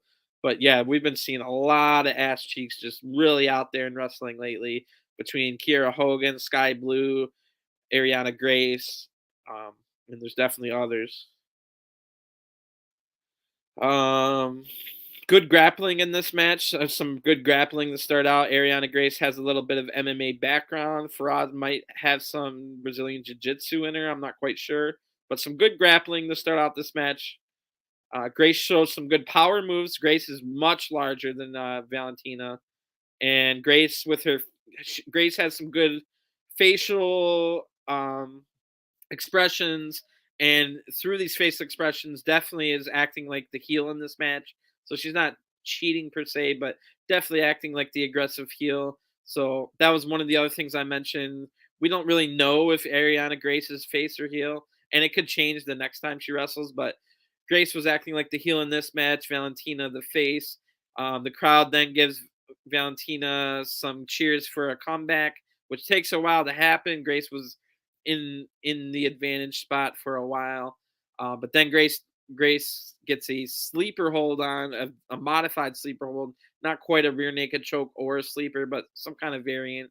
Almost wins the match there, but then finally the comeback happens from Valentina and gets a Valentina then gets a backslide for the win out of nowhere. So Ariana Grace, I think 1-2 in her career now. She won a match previously on Level Up and then lost in the breakout tournament to Nikita Lyons, and now losing to Valentina, who definitely is in the class before Ariana. So the class before gets the win despite being technically a tag wrestler right now, but you know how and it should be. You shouldn't be pigeonholed either as a tag or a singles wrestler, in my opinion. Others would tell you like, oh, it's a mistake for like Dax to have a little bit of a singles career. Like they're the best tag team in the world. FTR is like stuff like that. So there's always more than one way to look at things. Sloane Jacobs is in the next match. She's 19 years old. She was also in the breakout tournament and lost in the first round. And what we've been told about her on air is only that she's 19 and wrestled her two older sisters, which made her tougher. And and she's a redhead and has a good look to her. Looks like she's going to be a good star, maybe not as big a star as Roxanne Perez, but maybe someone that like Roxanne Perez can feud with for the next decade or two, whether they're in the WWE, AEW, or who knows what promotions it might be at that point. But Sloane Jacobs also has booty shorts on, which this time's even awkward for me because despite Sloane being 19, she looks about 15. The pale redhead ginger stuff it kind of helps with that part, but man, she looks about 15 out there in the ring, but definitely composed, doesn't look out of place per se. And she's going to have a jobber tonight. Sierra St. Pierre is her opponent, but we last saw her on AEW against Chris Statlander as Avery Bro, but Bro spelled like Breaux, so from the Bayou in Louisiana. She was wearing the exact same Mardi Gras outfit that she wore against Chris Statlander with the purple, green, and gold. And she is also Sierra St. Pierre / Avery Bro is the ex-girlfriend of Tegan Knox. So just one thing of note. Average match. I didn't really like it that much. I wish Sloane was just wrestling against like one of the other signed wrestlers, but we never know. This could lead to Avery Bro / Sierra St. Pierre being signed. Maybe she's already signed. I will say, despite me trying my best to figure out who's in the performance center and who I should put in the video game, like I've got Jakara Jackson and the Rock's daughter Ava Rain on my universe mode, despite them never having a match yet, because I know for sure that they're in the performance center. And now that I'm already in 2023, I know that I can put them on TV because I'm assuming both those women are going to be wrestling on TV before then. Same with Sophia Cromwell as well. She's established on TV, but we've never seen her wrestle. But I've got her. She's a former tag champion with Brooklyn Barlow. But again, enough about my universe mode. This match was average. As I said, Sloane wins with her flapjack from the fireman's carry position. Pretty good finisher. And average match. Wasn't that much. But we'll see if Avery Bro gets signed or if we see her again. As I was saying, we've seen about 9 or 10 different women from the independent scene have been in the background of segments lately in the last 2 weeks. including In Your House, the Premium Live event. Before that, for a couple months, we were seeing all the performance recruits that I knew about in the background of segments. So before that, we were seeing like Brooklyn Barlow and Jakara Jackson, and then some of the other ones like Sloane was in those segments before we got her vignettes learning about her. So now it seems to be a new batch of indie wrestlers. We don't know if these are one-time extra things or if they're looking at signing some of these girls or a combination of both, or maybe some of them are already signed. So definitely something to keep an eye on, especially me who's trying their best to have an accurate performance center on the video game. Dante Chen versus Ichimanjiro is our main event, and I was definitely looking forward to this one. We've got Singapore versus Japan. Dante Chen comes out first with his great entrance. He's got his smoke. He's got looking like he's out his Assassin's Creed. Really good entrance. His body language doesn't quite match the entrance. I don't know quite how to describe it, but he's kind of got a flamboyant body language. I don't know if I should say much else, but and I'm all for gay people and pride rights. I'm not that offensive about what I was thinking. It just didn't quite match the Assassin's Creed with the flamboyant body language, but I'm not sure if that's something that will get me canceled. So anyway, Dante Chen, great entrance. Huge ovation for Ichimanjiro. Like, I don't think Ichimanjiro's been seen since Von Wagner threw him in the crowd. Or maybe he came back and attacked Von Wagner since then. I'm pretty sure he did. But huge ovation for Ichimanjiro here. If you guys don't know, Ichiman is Japanese for, it's like a title of a person, and it's someone that's like a cool guy. So like it's like cool guy Jiro basically. Um, he comes out wearing jackets, bright colored jackets. He's got dyed long hair, and he wears his bright colored jackets in while wrestling. That's like his gimmick. So, which is a terrible idea if it was a real life fight, because they could just grab the jacket and have you in all kinds of holes. If anyone's ever wondering why people wrestle in their underwear, it goes back to like when wrestling was real. It's like all about grabs and holds, and you don't want to be, if you're grabbed and held by a person, you're probably about to lose the match. So pretty funny that he wrestles in a jacket. I will say I'm biased, but Ichimanjiro has some of the best entrance music in all of wrestling. But I am biased because I'm a fan of J-pop idol girl groups, and this his song is straight out of an idol girl group. It actually reminds me of a particular one for anyone interested, called a girl group called Suribit, and I'm pretty sure Suri is their word Japanese for fish, and they come like all Japanese idol groups, or not all, but most of them have like gimmicks as if it was wrestling. And so this group's gimmick is they come from a fish. They're a group of girls from a fishing village. So they're like, their gimmick is that they're fishers or whatever. And it's a completely kayfabe gimmick. They had never even gone fishing before signing with this group, but has since then been on like fishing promotion stuff. So just anyway, some of the best music in all of wrestling. Ichimanjiro, Dante Chen, a really good entrance. So I was looking forward to this match just based off of the accoutrements. But I knew that they can both go in the ring as well, but usually have to be the jobber for someone else. So it was good to see a showcase match for both of them, and this is exactly what we got. It was a showcase match. We got to see what kind of moves Dante Chen and Ichimanjiro had in their repertoire, which both have pretty good high impact, high flying, good moves. We ended up eventually get to really good pace to this match. It didn't seem rushed, but it was quick, if you know what I mean. Like, it wasn't like an AEW main event where they're rushing because they're out of time. It was more like just a really quick match, like high pace, and which was good. And eventually we get to jacket punches, which are Jiro's setup move for the Shining Wizard, and it was all over. Ichimanjiro with a big win, and we'll see where he goes next. He lost his tag partner Kushida, who I'm assuming is going to go back to New Japan soon. Although I would have loved to see, we had the Motor City Machine Guns team up with Kaz over on Impact. I would have loved to see Kushida team with Motor City Machine Guns before going back to Japan, but that didn't happen. We'll see what they do, both of them, all three of them really, because I'm really interested to see Dante Chen needs to be on NXT 2.0, the regular show. So hopefully we see him on the regular show soon, and we know we'll see Ichimanjiro. Maybe he'll form a partnership with Briggs and Jensen or something like that. That leads us over to Rampage, where, of course, if you want the entrances for the first match, you got to go over to the YouTube show, because Rampage is all about fast. We're trying to fit as much into an hour programming as possible. So we start off just right away. It's Jake Hager versus Eddie Kingston, and they're already fighting in the ring. Pink zebra underwear, basically, for Hager. That looks like it's about as thin as silk. Not a good look. But an intense brawl here, really intense brawl.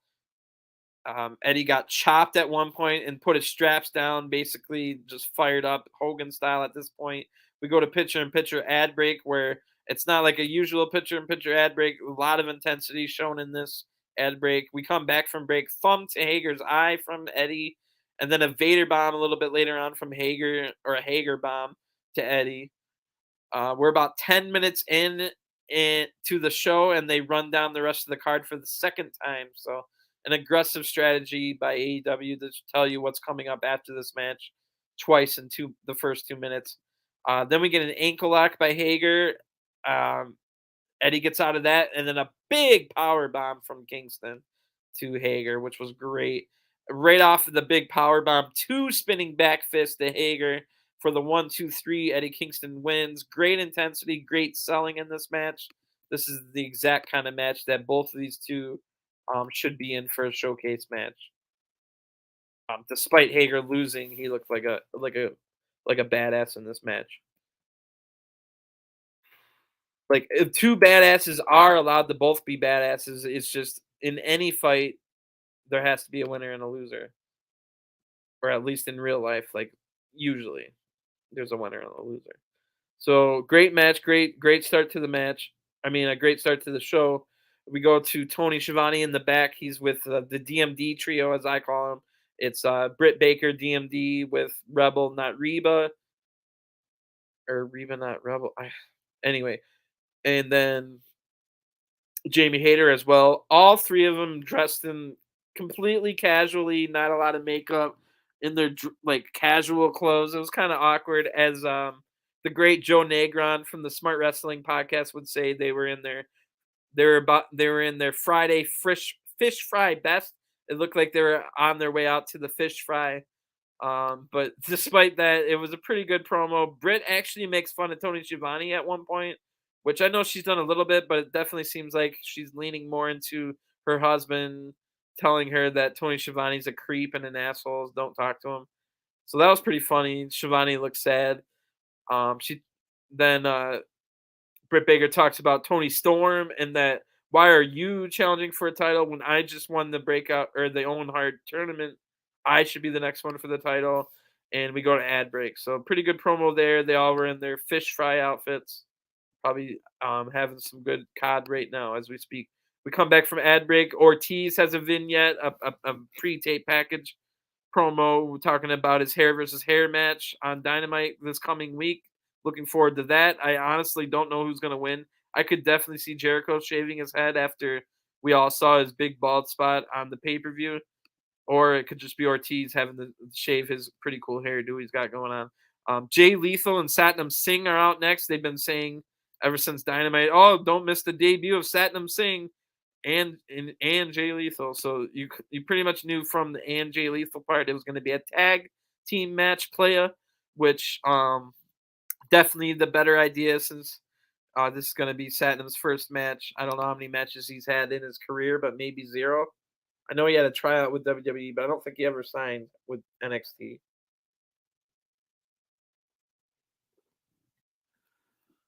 But Satnam Singh comes out wearing like this black and gold type outfit. Very, very reminiscent to Shanky's new outfit. Now, I know there was a lot of differences, but it was black and gold, and it had the gold circle logo over the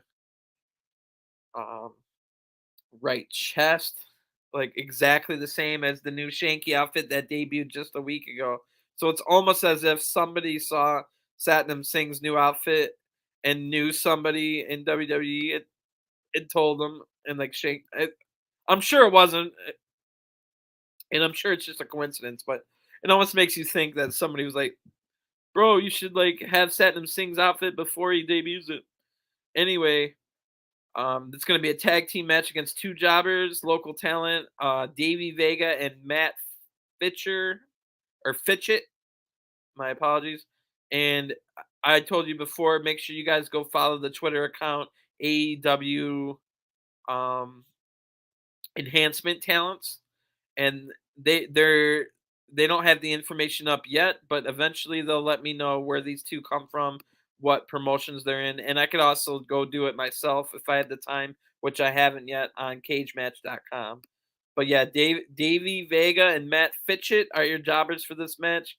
Satnam Singh's debut. Taz says that Satnam Singh was 5'9". If you guys don't know, Satnam Singh's a giant. He's like 7 foot something. Was drafted by the Dallas Mavericks, but never played a game for them. But Taz says Satnam Singh was 5'9" at the age of 9 years old. And then Taz says he still isn't 5'9", but that's thanks to someone pile driving him and breaking his neck in the past. So Sabu getting a mention from Taz, but not by name. And Taz also saying he's short because Sabu broke his neck. That was hilarious. A really super short match. Satnam didn't even showcase that much. Satnam helped Jay Lethal by holding the other two for a double lethal injection, which was pretty cool to see. And Jay Lethal gets the win. Beat down 3-on-2 afterward, where Satnam then gets to showcase what might be his finisher going forward. Was really cool, and I'm guessing maybe Sanjay Dutt suggested it to him. And it was James Storm's Eye of the Storm finisher that Satnam hit. And the Eye of the Storm from a giant 7-foot-plus guy looked amazing. So great finisher for Satnam if that is indeed his finisher going forward. I'm glad it's not the Kali choke bomb like we saw him do in his debut.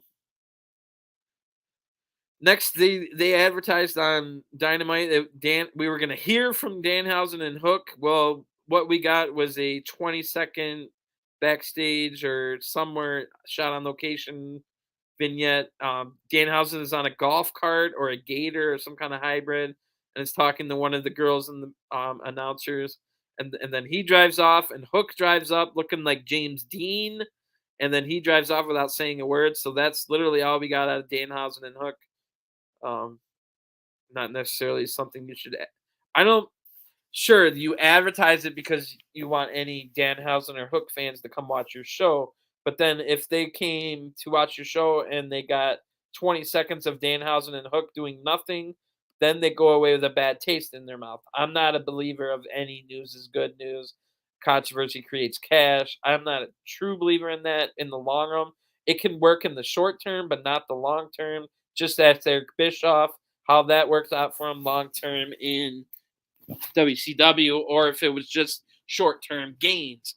Once you screw over and continuously screw over your audience, they don't come back. And then you don't have your paying customers. So anyway, Jade Stokely, Kiera Hogan are out to accompany Red Velvet in her match against Chris Statlander. I'm glad. I was a little iffy about turning Red Velvet heel because I was really into Red Velvet's face character, and I thought that Red Velvet just had a couple unlucky things go towards her. Because I'm a big fan of Red Velvet from Dark and Dark Elevation when we don't get to see her on TV. She had been doing a lot of good things and was a good babyface with a lot of good babyface charisma and shine. But they screwed Red Velvet in two different ways. One, by associating her with Public Enemy #1 Brandy Rhodes, and two, by putting in her when Red Velvet finally makes TV, she kept having the fight. No offense to legit Layla Hirsch, who I like Layla Hirsch, but now that Red Velvet's heel and fighting other people, the crowd are actually into these matches. The crowd, of course, is very into Chris Statlander for good reason. Chris Statlander Chris Statlander is great, but Red Velvet was also getting the right reaction. So by turning her heel, I think it's a good move. And I think she was definitely the crowd just does not give one flying you know what about legit Layla Hirsch, who's unfortunately out with injury right now. So hopefully Layla Hirsch comes back. She had branched over to a heel, and the crowd still didn't care. So maybe they can put her with Team Taz whenever Hirsch is back and try one more time. If it doesn't work out that time, you might need to let her go. Maybe you could sign her again in 3 or 4 years if she develops into something better. And like I said, I was a fan of Layla Hirsch, but looking back, she almost killed Red Velvet's career as well as hers. Because you go back and watch those, I think there was a trilogy of Red Velvet versus Layla Hirsch matches. Maybe one of them was on pay per view or the pre show for the pay per view, and then two of them, one was on Dynamite, one was on Rampage. Those are 3 of the quietest matches in AEW history. So, just something to note there. Red Velvet, great facial reactions as a heel. Like I said, probably turned out to be a good decision. Definitely to turn her heel. Out of nowhere, before Chris Statlander can even get in the ring, Red Velvet must have been running at her, but we don't even see Red Velvet until she comes into the picture and immediately gets snapped power slammed on the outside mat. So that's a great way to start the match before the match even gets started.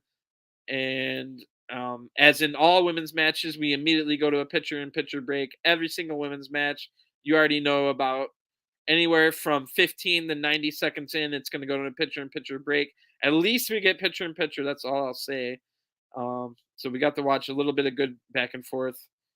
The crowd and the announcers are both into this match, and it ends up being a great showcase match for both Chris Statlander and Red Velvet got to show a lot of their moves, a lot of their good stuff. They were getting the great reactions they want.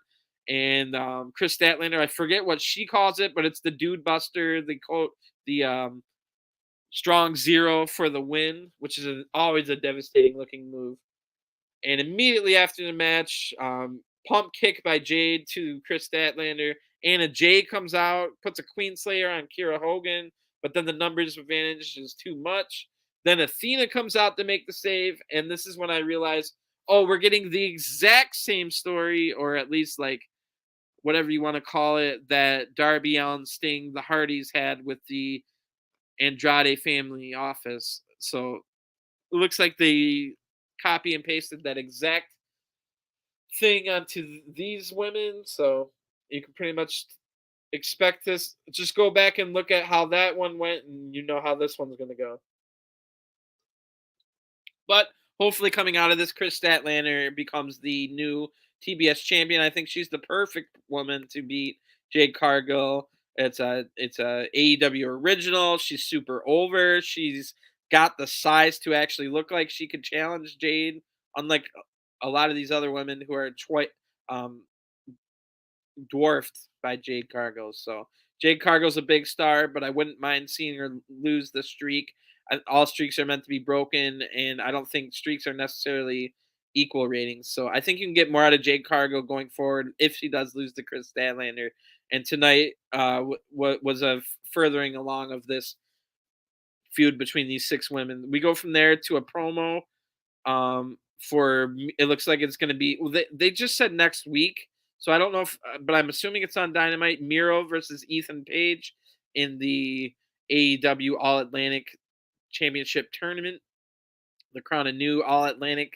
They announced on Dynamite a new All Atlantic title, and there's an uproar over the internet that there's way too many titles. If you remember, if you were there for my review of Dynamite, I mentioned that I didn't mind it too much, even though I, of course, like everyone else, I thought I was going to be the trios titles. And I agree, like New Japan Wrestling has fallen under this where there's too many title belts. But I didn't really say that there was too many title belts on the review. But I was also forgetting that I completely forgot in my mind that on AEW television, there's the ROH World title, the ROH Pure title, the ROH Tag titles, the ROH Women's title, and then the FTR Championship is also around. So yes, especially the fact that we all do want the trios titles, but by the time we get the trios titles, it's gonna be like, oh my god, there's way too many titles, and we could have stopped ourselves at a point here. So I didn't really go against it, but after listening to everybody else's point of view, which I encourage everybody else to do about everything in life, it's always great to get a bunch of different viewpoints before deciding on your own, and you are allowed to change your mind, and that's how real life works, people. But after hearing about all that, I do tend to agree because I forgot that we have all these ROH titles on TV without an ROH television show. We've got the FTR titles, so and by the time these trios titles get involved, it's going to be like, oh god, another title. So I think they could have avoided that and might have screwed the pooch, but we'll have to see. The other point of view is then it does give something for your Malachi Blacks and your Miros and stuff to maybe go for other than the world title, which is reserved for like the upper echelon people to go for, and then the TBS title, as we found out, excuse me, the TNT title, which is the men's version of the TBS title, as we found out, is probably going to be owned by Wardlow for the next coming months, maybe 6 months. We're going to have Wardlow defending the TBS title against all comers and probably retaining every single time. So that's a perfect. If you look at it that way, now the All Atlantic title is something for Malachi Black and Ethan Page and Miro and people like that to go for. The argument against that is, well, why don't you just find some stories to tell that don't involve the story? What WWE has done is they've stopped telling stories for years, and just the stories are, they're qualifying for Money in the Bank. That's the story. They are trying to beat the champion so they can get a championship match at the title. That's the story, or at the pay per view. So a lot of ways to look at it, as in everything. We'll see how it goes. But the promo from Miro here is the exact same promo we got when Miro returned, which I didn't mind seeing again because it was a really good promo. Then we got Ethan Page along with Dan Lambert and Scorpio Sky in the back, and a pretty good fiery Ethan Page promo, basically saying it's his time now. He says Miro will have to pray to him when it's all said and done. So the main event will be next, and Will Ospreay is in the main event, making his AEW debut. We go to an ad break. When we come back, it's Mark Henry asking Will Ospreay about like why he's here and stuff like that. Will Ospreay says he's here to separate the sheep from the goats, which was a decent line, but the goats lines are definitely starting to get overplayed. It's been about 10 years of goat this, goat that. It's very overplayed. We need a new way to describe things without, they're the goat. It's the goats. We're goats. You're sheep. Stuff like that. At least it wasn't sheep and lions, which was another overplayed one. Anyway, Trent says he never liked Will, and he likes him even less now, which is interesting because Trent was stablemates in New Japan's stable Chaos, who at the time Okada was the leader of Chaos. Trent Beretta was there originally with Rocky Romero, and then kind of on his own. But Trent was a longtime member of Chaos, and Will Ospreay was also in the Chaos faction. So former stablemates here. They didn't necessarily say that, but Trent said he's known him since 2016. Didn't like him then, likes him less now. Dax says they don't play wrestler like they do where you come from, or like you guys do, basically, calling New Japan style of wrestling fake, which is kind of funny. Dax with the Jim Cornette line there. It might have been Cash that said that. My apologies. I don't get them mixed up, but I am mixing up. I don't remember now who said it, and I might have wrote it wrong. But anyway, excuse me, the United Empire entrance is phenomenal. We got to see it on Dynamite. We got to see it again here. Good outfits, good green color scheme by the United Empire. So it's in this match, Aaron Henare will not be participating, but it will be Will Ospreay making his AEW debut along with the another debut, Aussie Open, an Australian tag team. And they ended up being really good. I like that. I would love to see them fight FTR in a regular tag team match going forward. That would be great. Hope we get that. Maybe that'll be at Forbidden Door, or maybe there's another tag team for them to fight. FTR, that is. but we shall see. Will tags out after a little while because he looks shaken up, which got me a little bit worried. Will Ospreay is, um, let's see, it's 1 o'clock, so exactly 24 hours from now. Now, of course, this Rampage was taped on Wednesday after Dynamite, but 24 hours from now, Will Ospreay will be in Japan for a United States title match.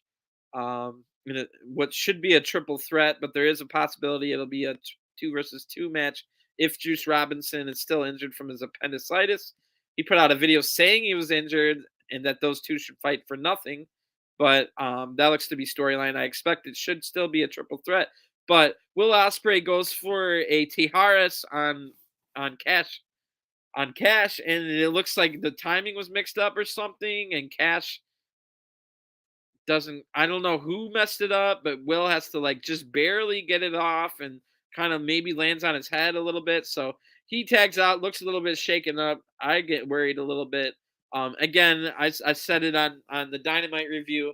Will Ospreay, another person who doesn't have the great, what do you call it? His personal life and matters in his personal life might not be the best. Some things that may be accused that he's not proven of and stuff like that, maybe a possibility as well. I do agree that there is something wrong with him as far as a person in real life, but like I said on Wednesday, I can still go back and watch a Benoit match and appreciate a Benoit match for what it is without glorifying a murderer or thinking that it was okay or that Benoit should be in the Hall of Fame, because I don't believe any of those things, that he's a piece of shit for what he did. So um I think whatever on that. But Will Ospreay looked a little shaken up, and so Aussie Open did most of this match and did most of the selling in this match. But that was probably going to be what we got, even if that botched Tijeras didn't happen. And we get a picture-in-picture, but really good action within this picture-in-picture for the second time tonight. A good picture-in-picture action. Aussie Open are looking great, dominating Trent, who rolled his ankle at one point. So Trent got isolated, rolled his ankle. Aussie Open are dominating on him. Like I said, Aussie Open take most of the bumps in this match for Will. German suplex to a bridge from FTR for a close 3. Taz is loving everything tonight. Taz is really on fire. And then at a point, we get an Os cutter to Cash, and that was the 1-2, close to the 1-2-3, excuse me. But then we get another Dude Buster, the Strong Zero, for the second match in a row, I think. Or was that Satnam Singh match in between? No, so for the second match in a row, the Dude Buster, the Strong Zero, wins a match. First one was by Chris Statlander, the second one by Trent, and he pins one of the Aussie Open, and Taz is just losing his mind as we close off Rampage. So the crowd loved Rampage. Taz and the announcers loved Rampage. Rampage was great. I thought Rampage was great. And we got some really good wrestling tonight. Even NXT Level Up had one of their matches be really good, which was the Ichimanjiro Dante Chen match. And of course, the 4 good matches on Smackdown. And then everything other than the Satnam Singh squash was good here on Rampage. So thumbs up on the night. Really good night overall. I didn't know it was going to take me close to 2 hours to get through that. I've still got a lot planned, so I'll try and quickly get through the rest of what I've got. But as I said, we will review what happened on the 2 shows yesterday. So starting with NXT UK, and then we'll talk about Impact. I'll quickly go over my thoughts on the week in wrestling, and then we will do a little bit of preview about next week in wrestling and maybe any other news or items I can think of. But I will try to be quick, so let's get right into it. We've got NXT UK. Now, I will admit I haven't been a huge watcher of NXT UK in its history. I have gone out of my way to see the Gunther Dragunov matches. I watched the original UK Championship tournament way back before NXT UK, the television show, started. And now I've watched 2 weeks in a row. What drew me back to NXT UK is all the NXT 2.0 people that have been going over there. So NXT 2.0 has been sending people over on excursions. We've gotten, just in the last couple of weeks, Damian Kemp, Von Wagner. And now tonight's main event will be undefeated in singles matches Ivy Nile from NXT 2.0 versus NXT UK spent as a champion now, current champion Meiko Satomura, and she has the nickname of the Final Boss. So she is the final boss of the NXT UK Women's Division, and Ivy now is undefeated in singles competition. So I was really looking forward to that match. But we start off our first match. It's Mark Andrews, who people might know from TNA Impact. Mandrews is from Wales, and he was also in the original NXT UK tournament. And he'll be taking on Kenny Williams here, who I'm not as familiar with. Kenny Williams does look a lot. I was getting Ben Stiller from Dodgeball vibes from Kenny Williams, which if he can kind of play that character, I think it's a winning combo. I don't know if he plays that character or not, but I do know he's a heel, and he was cheating a lot in this match. And they mentioned that Kenny is so hated, they kicked him out of the locker room. Out of nowhere, once this match gets going, we get a stun dog millionaire, which is a great kind of flipping over the top stunner, and that's Mandrews' like main move. But he was too hurt to make the cover. In this match, they actually were allowed to turn in the third gear, so it ended up being a really good match. And something I've noticed in NXT UK, you are going to get some great matches. Unlike NXT 2.0, where you might get one good match per night, but most of it's going to be storyline and progression of storyline, which can be just as entertaining, if not more entertaining. But you're going to get great matches here. At a point, Tiger Turan, who I'm not familiar with, comes outside and scares Kenny, causing him to lose. Then Kenny Williams gets the amazing British "Hoo-ah, yeah, hoo-ah, yeah, hoo-ah, yeah" chant from the crowd, which I love that chant. Would love to see it incorporated in American wrestling.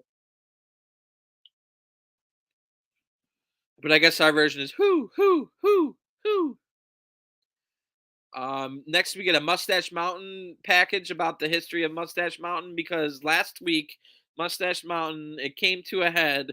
They've been having a storyline for months now, which they explain in this video package. But I had heard a little bit about this even before, so I didn't quite need the package despite not watching. I even heard about what was happening with a lot of people are familiar with Mustache Mountain. They were also both in the original NXT UK Championship tournament. Tyler Bate from Mustache Mountain was the original NXT UK champion.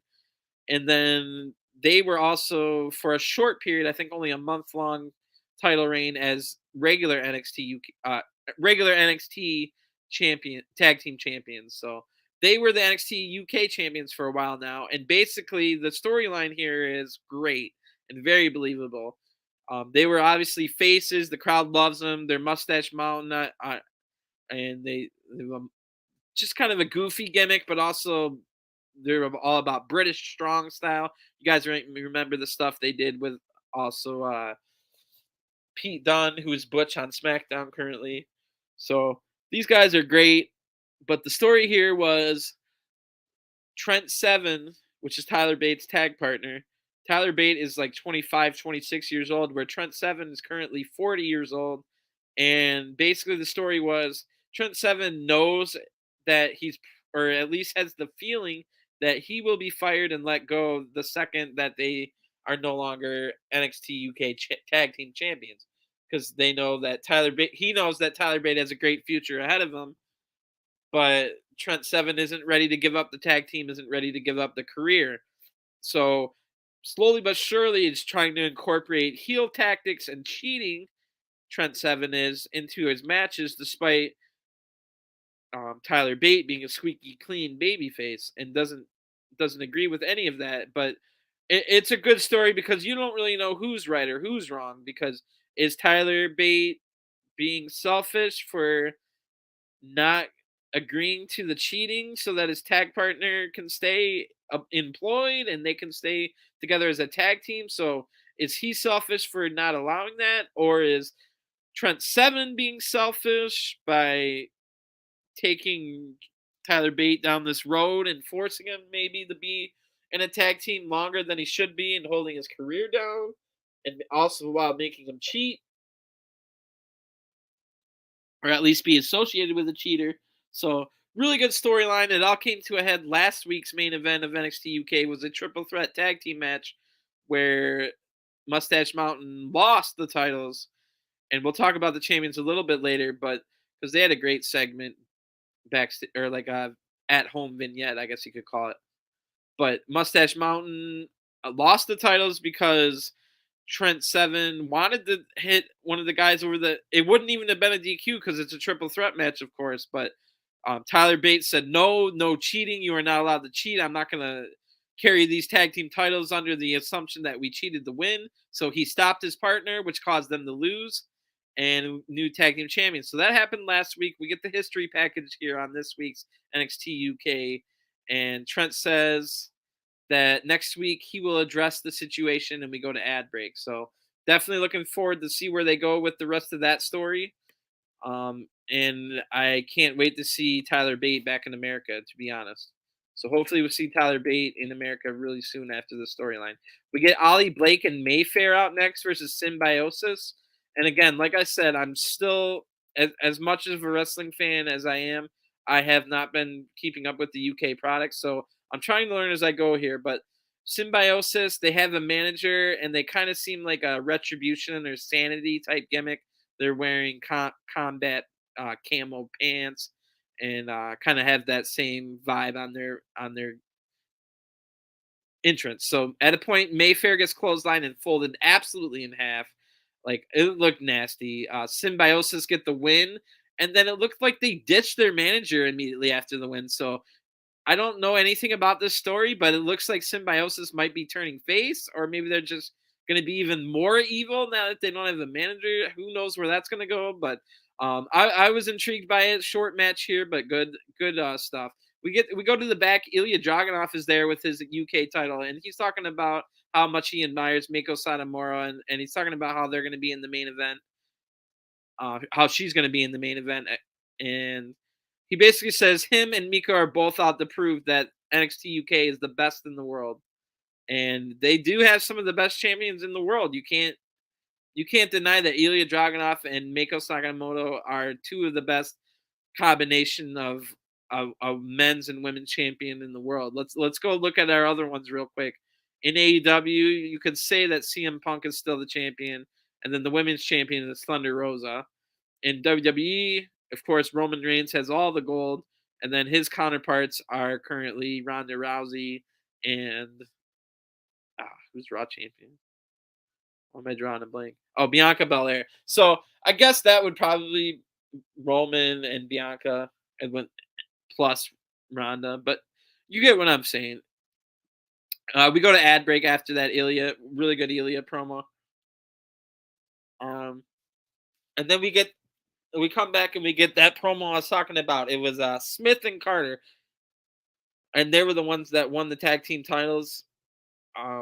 Really good baby face stuff from this promo. One of the guys, I think it was Carter, was showing his like 3-year-old daughter. He's like, "Hey, look at this is Daddy's championship gold." So really good stuff here. Really good baby face stuff from Smith and Carter. I hope to see them again on NXT UK soon.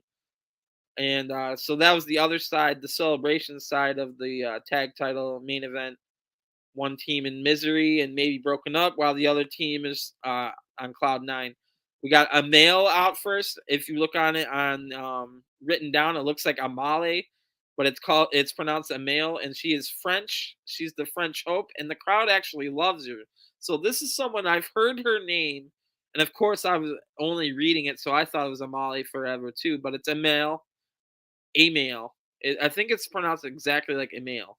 So anyway, she's the French Hope, and she gets a surprising for me, really good reception from the UK crowd. Which, if you guys don't know, the UK and France have been in a centuries-long rivalry. Where, I'm a soccer/football fan myself, I can tell you to this day the rivalry still exists, majorly between France and the UK. So she must be a really good babyface for the crowd to actually give her a good reaction.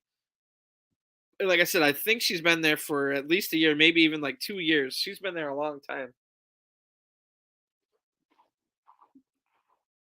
As far as her look, she's got a decent look. Maybe a little bit of booty shorts like the rest of these women I've been talking about, but No complaints here. And she's gonna go up against the heel, which I saw Zia. I think is how you pronounce it, Zia Brookside, and she is Robbie Brookside's daughter. She has a really good look to her. She's petite but looks like a superstar, and she's teaming up with it, or like she's associated with this Eliza Alexander chick. And I thought they were faces, but they're clearly heels. When they come out here, they're getting booed. They're acting like heels. A male is very charismatic, so I can see why the crowd's cheering her. She's got a lot of charisma. I can see her becoming a star. Zia pulls out Eliza and it has a lot of distractions. And then there's a nasty knee to a male's head at one point. Emil takes out Zia eventually on the outside, but Eliza takes advantage of this and gets to 1, 2, 3. I can't. I didn't write down. I think I missed, and I was on a time crunch, so I don't remember what Eliza finished her with. Apologies for that. But Eliza, the heel here, gets the win over Emil, and the crowd is not liking it. We go from there to an amazing out in the world vignette promo thing, and it is Wolfgang, another one of the original members of the UK Championship tournament, and he's from Scotland. Wolfgang has Damien Kemp with him, and it looks like they're doing a little bit of daytime drinking at an outside patio bar. It clearly looks like it's about 1 p.m. in the afternoon, and they're drinking and drinking, and they start to do a lot of. I like this a lot, but I did not. What I didn't like is all the fake, exaggerated. Oh, I'm drunk, and then they put the woo. The screen's all shaking, and Damien Kemp's like act like he's about to throw up. So anybody that's squeamish or hates throw up sounds was instantly turned off by this segment. But overall, I thought it was a hilarious segment. Basically, it's Wolfgang getting Damien Kemp completely drunk during the day, and it's funny because they're an odd couple. You see, another shout out to Marky D, 1, 2, 3. Go subscribe to his YouTube channel. But basically, Kemp gets drunk. He gets sick. He throws up. And then they stumble down the street and it fades to black. And I'm just thinking to myself, damn, if Roderick Strong sees this, he's going to be pissed. So we go to an ad break. And like I said, despite the jarring motions and fake throwing up and stuff, it was still a funny segment. We come back and Lash Legend is there. And she's talking her smack. If you guys don't know, I think I said on the NXT review Tuesday, Lash Legend could become a superstar. She's got, from what I hear, Dennis Rodman type abilities to rebound the basketball, which means she is aggressive as hell. And it shows because she's already injured 2 wrestlers that we know of. So I think Lash Legend could be a superstar, but she needs a lot of seasoning.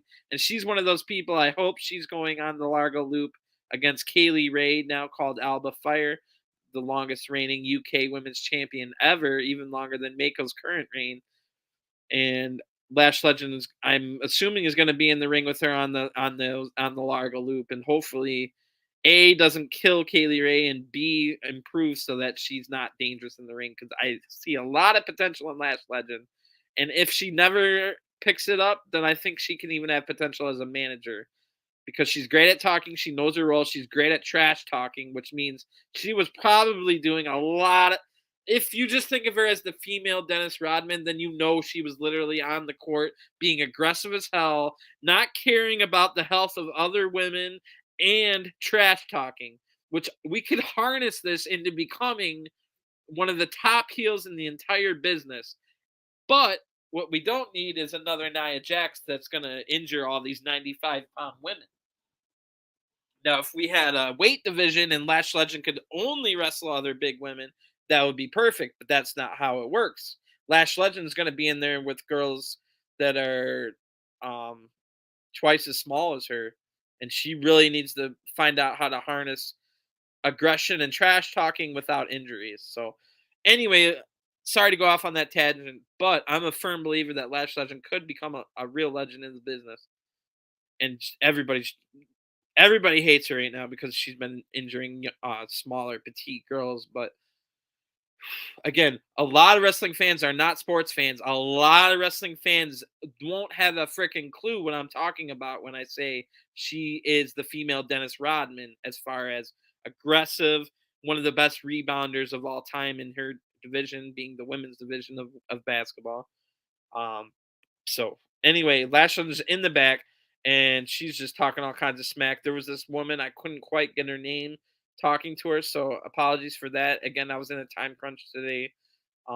In the future, I might be doing UK and Impact on Thursday, and I'll just run a podcast every single night to make it, because I'm already at 2 hours tonight, and I'm not even done with the reviews. So I will try to give UK more time in the future and get everybody's name. Like I said, I'm this is only my second time in a row watching, and then like fourth time period.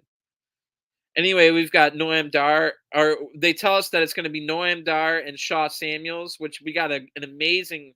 I got to learn about them last week. Of course, we know Noam Dar from the cruiserweight division, the Scottish Supernova. If you guys don't remember, he had a brief relationship with Alicia Fox, I believe, on Raw, among other things. But this was pretty good. Last week we got to learn what he's been doing. He's currently the Heritage Cup champion, which seems to be. I'll have to look this up as well to confirm, but the Heritage Cup seems to be an annual tournament that, unlike the Owen Hart titles that Adam Cole and Britt Baker have, they already established that Adam Cole and Britt Baker will not be defending their titles ever, and that they'll have those titles until next year's Winner's Crown. Unlike that, it looks like the Heritage Cup is an annual tournament, but then you do defend it like a title at other points during the year. And then I'm assuming it goes back to the officials once the next year's tournament starts, and then whoever wins the tournament now has it. So pretty cool idea. I'll have to look into it and see if that's exactly what it is, but I'm assuming it is. And Noam Dar currently holds on to it, and him and Shaw Samuels seems to have a sports bookie gimmick, or at least some kind of statistician gimmick. And their segment last week was really good. And they're gonna fight Wolfgang and Damian Kemp. They're an odd couple, you see, so it's funny. Next week. So Ivy vs Miko, the final boss, is next. 364 days as champion. Miko is. Miko's super over with the UK crowd.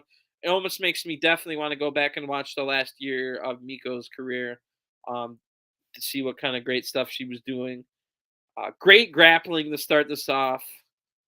And this is when I started to look up. I wanted to look up the age difference and the experience difference between Miko and Ivy. So Ivy Nile is 30 years old, despite looking about 24. So I've been a huge fan of Ivy Nile, and that's not to say 30 is old. I mean, I'm about to be 36 in a month, but I was definitely hoping she was 25. But I still see a lot of potential in Ivy Nile, despite her being 30 already.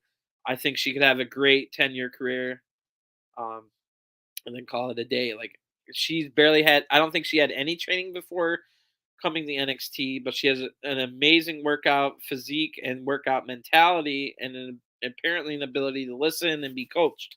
So Ivy Nile has improved a lot, but we haven't seen her fully unlocked. We haven't seen her go in the third gear in any matches yet. So I was really looking forward to this match where Miko, the veteran, so Miko is 40 years old. I was assuming she was 40. I thought maybe she was older than Asuka, but she's 2 years younger than Asuka. And Miko Satomura made her debut in wrestling at the age of 15 when Ivy Nile, despite only being 10 years younger than her, Ivy Nile was only 3 years old when Miko had her first match, and I'm pretty sure Ivy Nile only had her first match last year.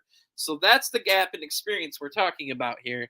But that's the kind of gaps in experience you want, like I was saying about Lash Legend and Kaylee Ray, now Alba Fire.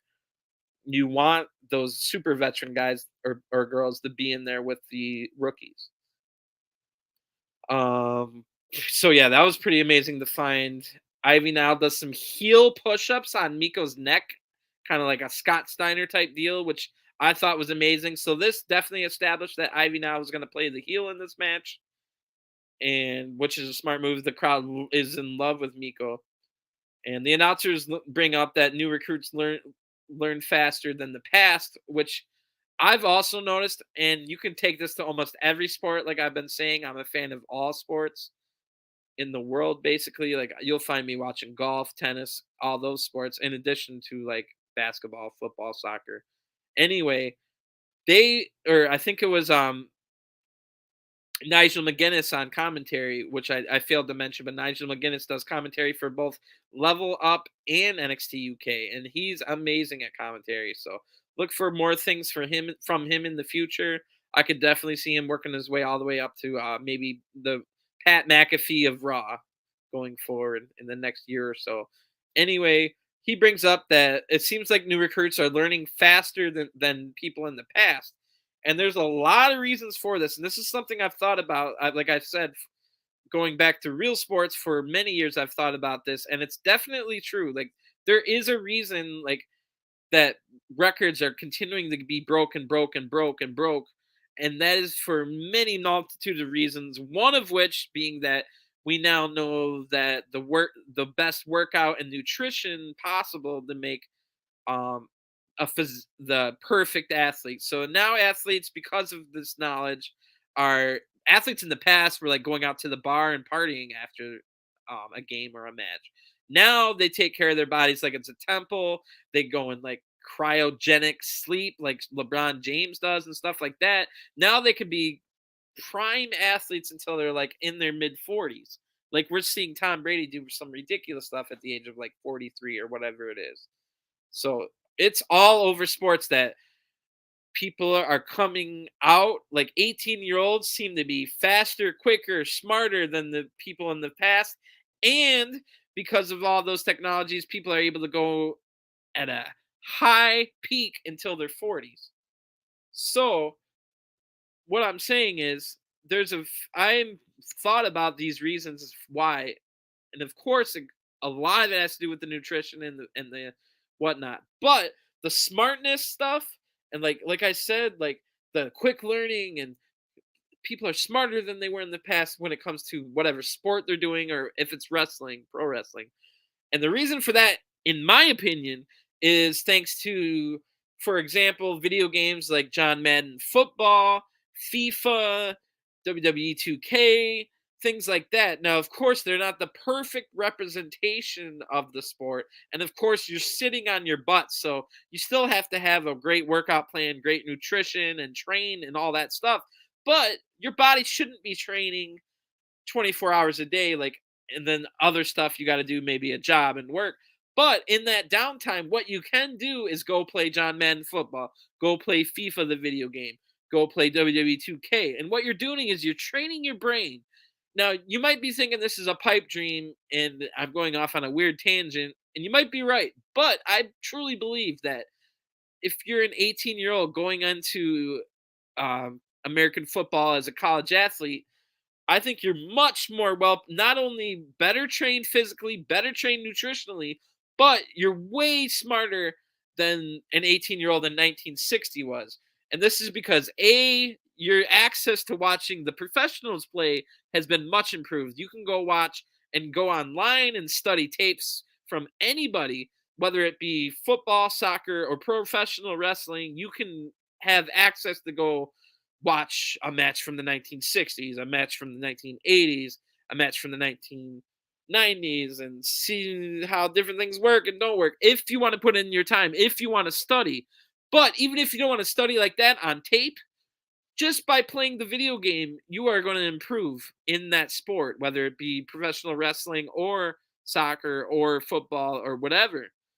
And this is because, just think of it this way, like, what do they say about, like, oh, a lot of it is you need to like learn how to do something, and then you need to be around it for years before you start picking up things. Well, video games are so good nowadays and so simulated that you can literally pick up on some stuff just by playing a video game, whether it be football, soccer, or pro wrestling. So I'm going to cut it short there on that tangent, but I hope you kind of understand what I'm trying to say is that just by say I've played 10,000 FIFA video. I've played 10,000 matches of soccer on FIFA from the ages of 10 to 18, as well as playing soccer and working out and having good nutrition at other times. So in addition to those games of soccer that I played in real life, I also have 10,000 matches of experience under my belt in my mind where I've seen all kinds of different situations happen. And that's what they're talking about when they're talking about, oh, you kind of need to be around it a lot before you kind of pick up things. These things that you pick up are because you get put through certain um situations, which is why like a goalie, for example, takes a little bit longer for a regular player. Say he's a keeper in soccer or a goalie in ice hockey, it takes them a little bit longer to pick things up than a regular ice player because they have to have been scored on at least 1,000 times before they start understanding why they were scored on there and how to fix it and how to not be scored on in that situation. So that's just one little example. But if you translate that to pro wrestling, think about I know for a fact Roxanne Perez's Roxy's story that they put in that, and everybody laughed it off. Oh, she's a gamer girl. Oh, she's what? They're giving her a gamer girl gimmick. Or this is the same gimmick as Cora Jade, which yes, it is, but there's a reason for that. They both had the same experience. And the reason I know this is true is because I had a friend who had maybe she was a 12-year-old daughter around, she was 12 in 2013. She absolutely adored and loved AJ Lee and wanted to be a professional wrestler because of this. Who does that sound like? That's the exact same story we hear from Cora Jade, from Sky Blue as well, the Chicago native, and Roxanne Perez, among others, among many other of our women wrestlers that are coming out right now. So if she was 12, this friend's daughter of mine in 2013, she's now what, 21 in 2022, right around the same age as Roxy. So I know for a fact that Roxanne Perez's little vignette about, oh, she was playing WWE 2K and she wasn't allowed to say it out loud, but she also loved AJ Lee and she wanted to be a professional wrestler and she put herself in the game. Like, that is completely true. And everybody that was like, oh, so she's a gamer girl, was she Belle Delphine? Like, everybody that poo-pooed that little tiny vignette, that they've never really gone that video game route ever again, which tells me I'm right. You guys all missed the freaking point. The point here is that she was dedicated at a young age to become a professional wrestler, and then before she was ever allowed to step foot in a wrestling ring, had played thousands and thousands of matches in the video game. And like I said, even if it's a video game, you're still learning, oh, this thing happened, maybe I should do that if that happens. And you put it in the back of your mind, and now all of a sudden she's the prodigy, Roxanne Perez, Roxy, the prodigy. And why is she the prodigy? Because she's been training her mind mentally for over a decade for this. Despite being 20 years old, she's been training for this very moment on the video game simulation for 10 years. So all of this is pretty amazing. And sorry to go off on that tangent. It sounds like I'm mad. I'm not. I'm just passionate. But I love the fact that Nigel McGuinness brought that up here. So that allowed me to go on that channel. Ivy now almost wins after being in control for a little while. But then Mako turns it around in a hurry. And Ivy shows a lot of heart to kick out of some pretty devastating. We haven't seen Ivy now get hit this hard ever, pretty much. They've treated Ivy now with kid gloves ever since she's been wrestling. Like I said, she's very new. They've been treating her with kid gloves. It looks like they took the kid gloves off. Ivy now was selling pretty well. She was showing some heart to kick out of some pretty stiff shots. Ivy gets her modified dragon sleeper on, and the crowd goes into a hush. They kind of believe, maybe they watch NXT 2.0 like I do. They, at this moment, think Ivy now has a legitimate chance to win the title off of Mako. But Mako reverses it like a Bret Hart style, Owen Hart on Bret style, like reversing the leverage to get the pin. Or the same thing that Bret did on, I think, Razor Ramon, but it might have been Vader. Or Bam Bam Bigelow. No, it was Bam Bam Bigelow in the King of the Ring. So kind of like that as well, where they, or when Bret Hart got the win over the first match, the Survivor Series match against Stone Cold Steve Austin, when Stone Cold tried to do the $1 Million Dream finisher. and he never did it again after losing to Brett. So Miko gets the leverage pin, used Ivy's own leverage against her to get the 1-2-3. Great stuff. The future looks good for the business, like I said, because after Nigel said that, I started thinking about like the future of the business and all that stuff that I've already known. Like that's a real gimmick that Roxy has. She was playing WWE 2K12 and was a huge AJ Lee fan, and I'm sure imagined herself in the ring, and now has a decade of experience under her belt and thousands of matches that she actually didn't have to have. She didn't have to put her body through crap. So she should have a ton of bumps left on her bump card, but yet her mental capacity for the business is already I'm loving it. I was born 10 years too late, let me tell you. Because the games growing up, when I was growing up, the wrestling games were crap and nothing like a simulation. So we go from that great NXT UK show. We got Impact next.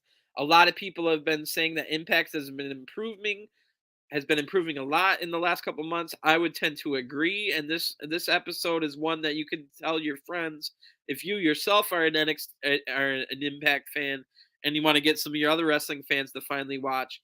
This is a good show to point out to them. Watch this show and let me know what you think, because there was a lot of good stuff on the show, and what I've noticed the most, there is a really good variety. So this is a great variety show, and I think all the best wrestling shows, um, of course, you can have a good wrestling show without being a variety, but such as Lucha Underground, one of my favorite, they didn't have too much of a variety, but even they had a lot of variety in their matches. It wasn't all luchadors. You had your Brian Cages, your Matanzas, your um, King Cuernos, your so there it was Mil Muertes. So um, really good episode of Impact, and we started out last week. Sammy Callahan returned after a lengthy absence. He took out Moose in the main event, and then so we start this week off with a hacker style glitching everywhere and stuff promo from Sammy Callahan. And no offense to Sammy, no offense to anybody. I'm not a perfect. I don't have perfect teeth either, but I basically have no idea what Sammy said here because he was like getting so close to the camera and all I could see was his like super yellow teeth. So it kind of like all I could think about was how his nasty yellow teeth were in my face and not what he was saying. So I'll move on. We got the Cross the Line intro. So Impact is coming up on their 20th anniversary just at the end of the month here. We're having Slammiversary, and it'll be 20 years since they were formed in 2002. And they've come a long way, but they've also downgraded a lot in the last 5, 6, 7 years, pretty much ever since Hogan and Bischoff took over. And that's the first time I stopped watching Impact, and I watched. I was the biggest Impact fan. I was the biggest TNA fan. I was watching ever since the weekly pay-per-views, and then when they got put on Fox Sports Net, I was watching those episodes. Then they go to Spike TV, and everything was great. Like 2007 was one of they killed it that year. They had all kinds of great stuff with Kevin Nash and Kurt Angle, as well as Samoa Joe, Christopher Daniels, and AJ Styles.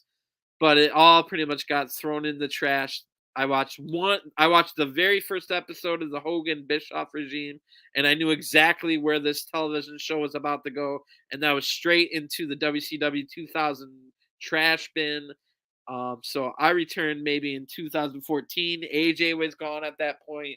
I saw a little bit of good stuff, but then it got really bad yet again when Jeff Jarrett came back and Anthem took over.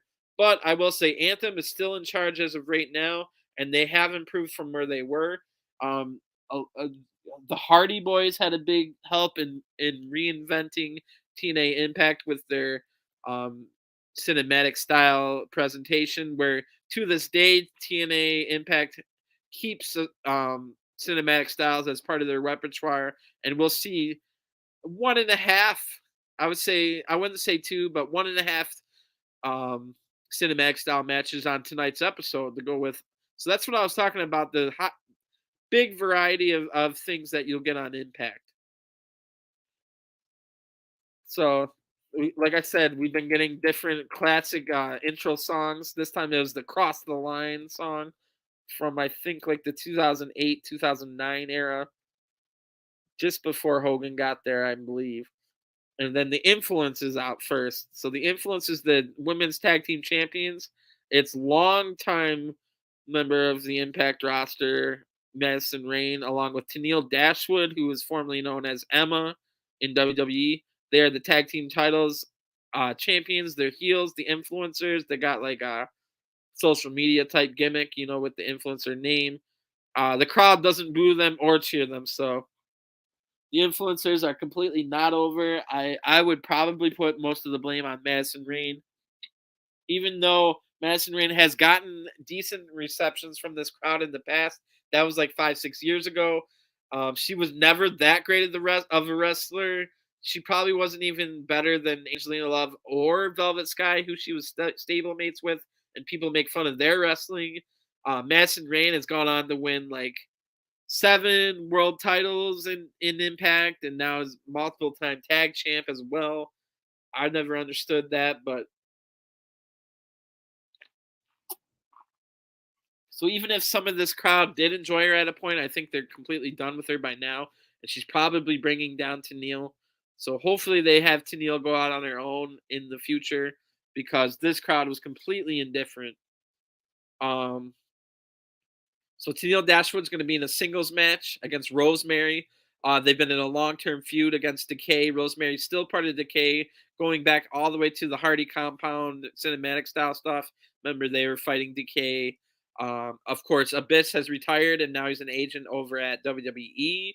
But Crazy Steve is still there, and then they've got Havoc, the son of the mom of Son of Havoc, as I always like to say. So Havoc apparently has been missing ever since Masha Slamovich beat her a couple weeks ago. I don't know, maybe they're just saying Havoc's embarrassed or injured. I'm not quite sure. But Rosemary's alone in a singles match, but there's both of Influences there, and she's alone. No Crazy Steve. Or the other member of Decay is Black Taurus, who looks like a mini Mantar, but actually can wrestle. And he keeps the Mantar bull mask on, like a fuzzy bull, like looks like a real bull with horns and everything on while he wrestles. So pretty cool there. And he's actually a decent wrestler, unlike Crazy Steve, who really isn't. No offense. Rosemary wins after a pretty long match, but it wasn't that great. The crowd's not into Tennille whatsoever.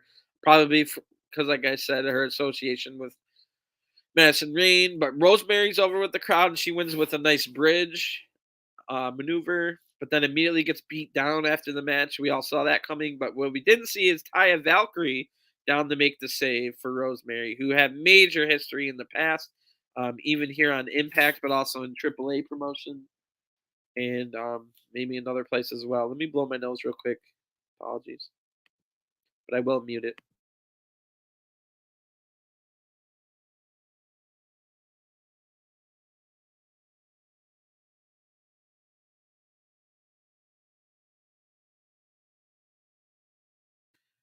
All right, sorry about the couple of delays tonight, but anyway, that was a pretty good match.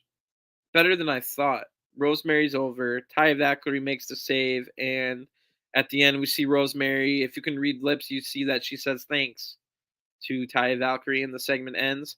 We get a rundown of the Slammiversary card next Sunday. It looks pretty decent. A lot of multi-man matches. So there's going to be a big X Division Ultimate X match featuring a lot of the TNA originals. As if you remember, this is Slammiversary and the 20th anniversary of their founding. So, or at least 20 years in business. I'm not sure if it's the 19th anniversary and 20th year or what, but there's the stare down between Ty and Rosemary's. It lasted a little too long. It got a little uncomfortable and awkward, but Rosemary says thanks. And then, like I said, we get a rundown of the card next Sunday. There's also a multi-women's match, their first ever King of the Mountain or Queen of the Mountain match, as they'll call it, which is a really convoluted and crazy match. I don't necessarily know if it's good, but I have seen one in real life. I don't know if my camera will be able to focus on this, but Slammiversary here in Detroit. I saw Samoa Joe turn heel and join the main event Mafia in that version of the King of the Mountain match, which also featured Mick Foley. I think Jeff Jarrett was there, and AJ Styles, a couple other people. But the rules of that match are really effed up. It's a reverse ladder match in the fact that instead of taking down the title, you have to hang the title up and like strap the title together so that it doesn't fall down. But to be eligible to hang the title up, you first have to pin or submit someone. Then, if you get pinned or submitted, you have to then go in the penalty box, a shark cage, for a minute or two, and then you can come back in. But as long as you get at least one pin or submission, you're now eligible to hang the title up or attempt to hang the title up. So we'll have our first women's version of that. And Tasha Steelz is going to be defending her title. I assume she'll lose the title in that match. I'm not quite sure to who. But maybe later I can run down the Slammiversary card. Slammiversary will be a week from Sunday, so that'll be our fourth major pay-per-view event in a row. 4 weekends in a row, I should say. And that'll go from Double or Nothing 2 weeks ago. Last week we had Hell in a Cell. This week we've got New Japan Dominion, and then the week after Impact Slammiversary. We've also got the big Matt Cardona Always Ready, which I might cover tomorrow night. I might not. We'll see if I have time. But I will also, if we have time, run down the Slammiversary card. Otherwise, we can wait till next week because, like I said, we've got 10 days until Slammiversary.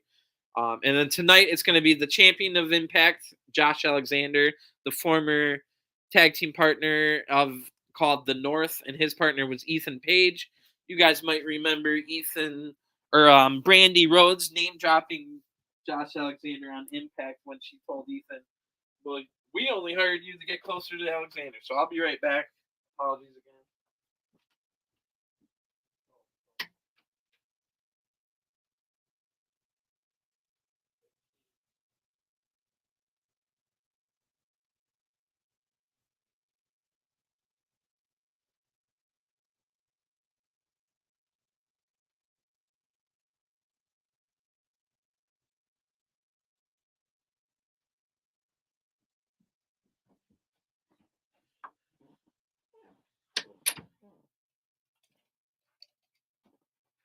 All right, apologies again.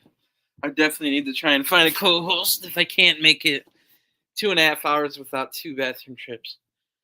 So apologies again. Like I said, the title or the main event, or I thought it was going to be the main event, but it ends up being in the middle of the card. Josh Alexander versus Joe Doring. If you guys don't know Joe Doring, he joined, what's his name? Eric Young's stable called Violent by Design. And Joe Doring is basically the modern day cowboy. Why am I drawing a blank? Stan the Lariat Hansen. So I'm not gonna say he was as good as Stan Hansen, but Joe Doring has a following. I think it was maybe Pro Wrestling Noah, but it might have also been All Japan Wrestling. But Joe Doring's a big guy, big cowboy, big look to him, big intimidating look on his face.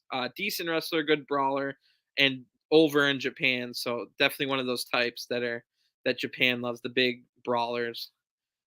And it's also, they tell us the Good Brothers, who are feuding with the Impact Tag Team Champions, the Briscoe Brothers.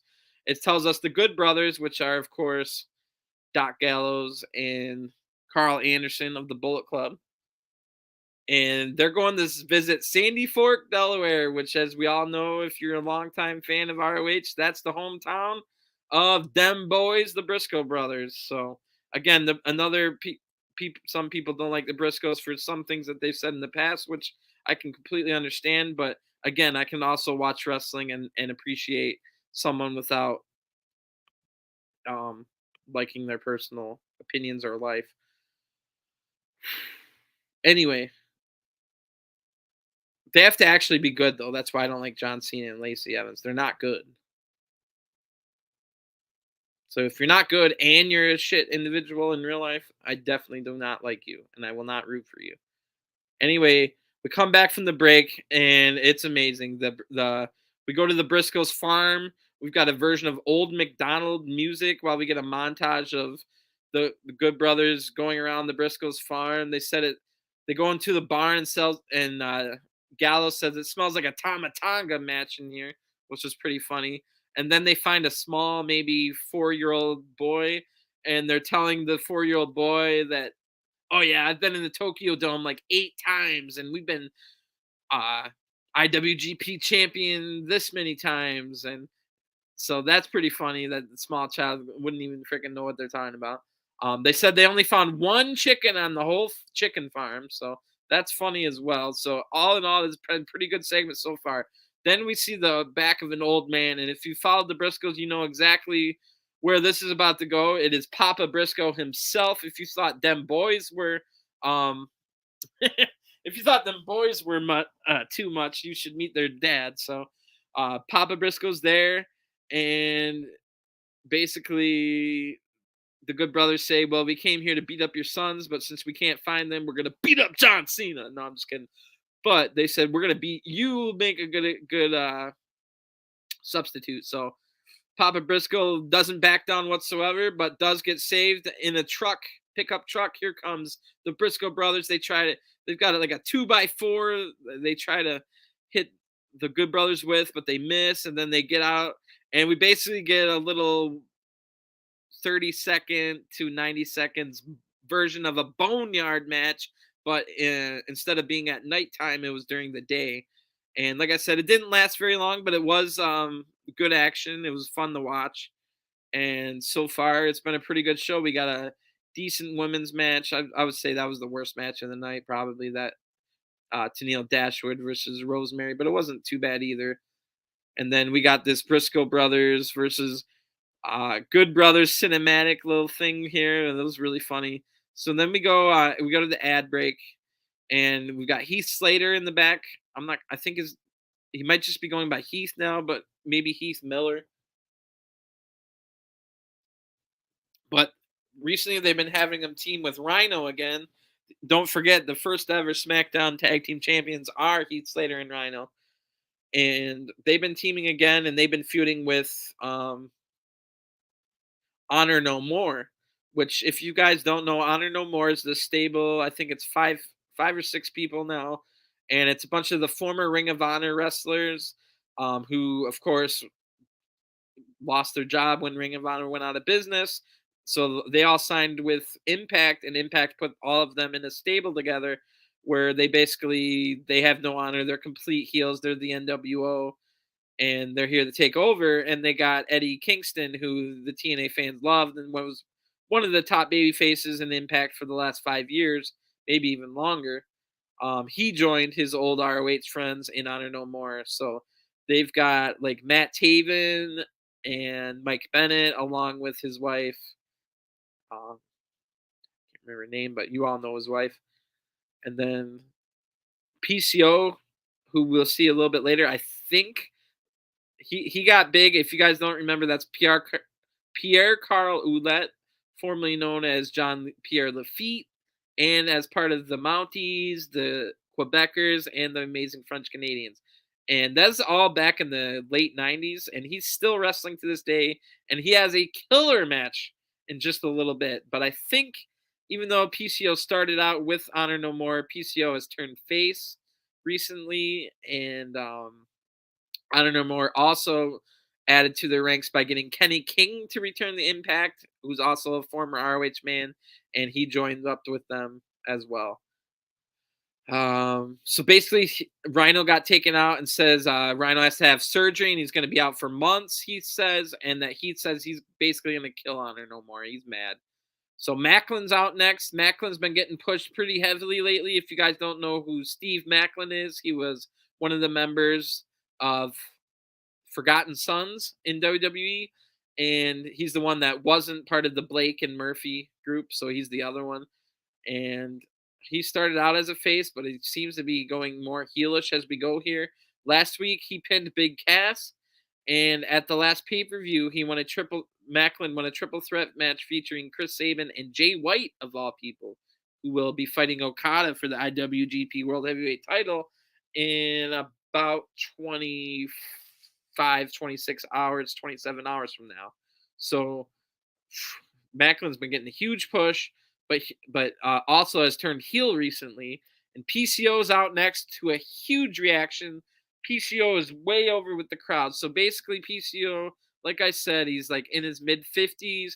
Can't believe he's still wrestling, but he looks good. He's in good shape. He's always been a big, stocky guy, but so he's still big and stocky, but looks in decent shape. Doesn't look completely out of place in the ring, and has a Frankenstein gimmick, which you might think, oh, that sounds pretty lame, but basically he has the Frankenstein gimmick, and even in his entrance meetings, it has the old from the old movies, he's alive, he's alive. So that's like his gimmick, and he's got like the Frankenstein look, except he's blue instead of green.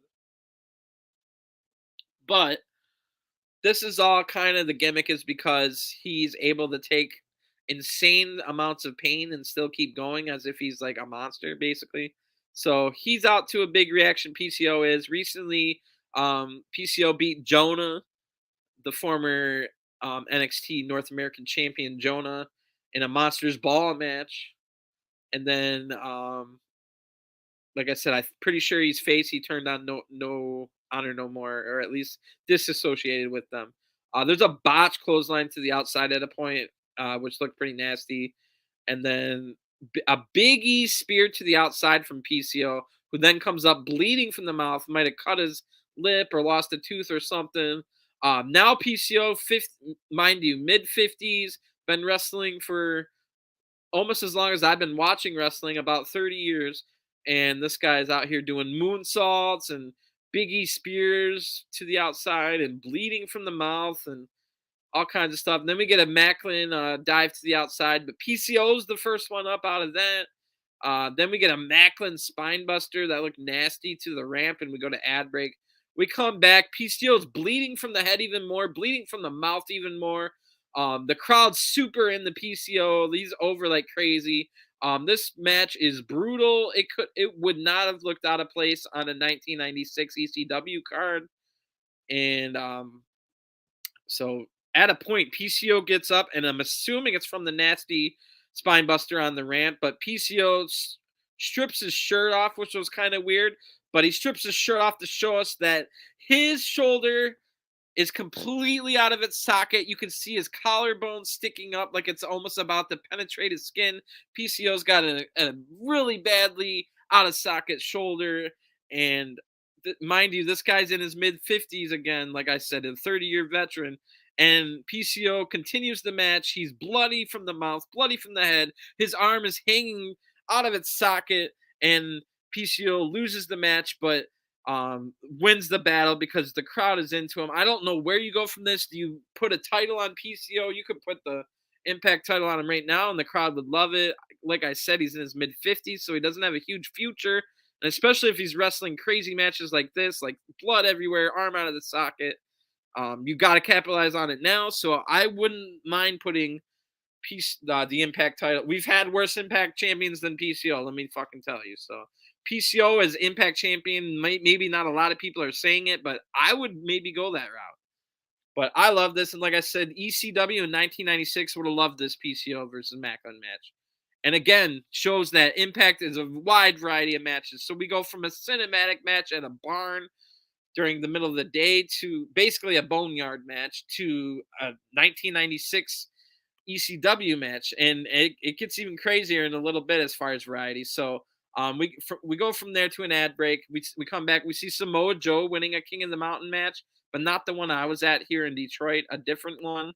And then we see Deonna Purrazzo in the back. So she's with Tasha, who won the title from her, and I'm pretty sure, unless Mickie James had it first. Anyway,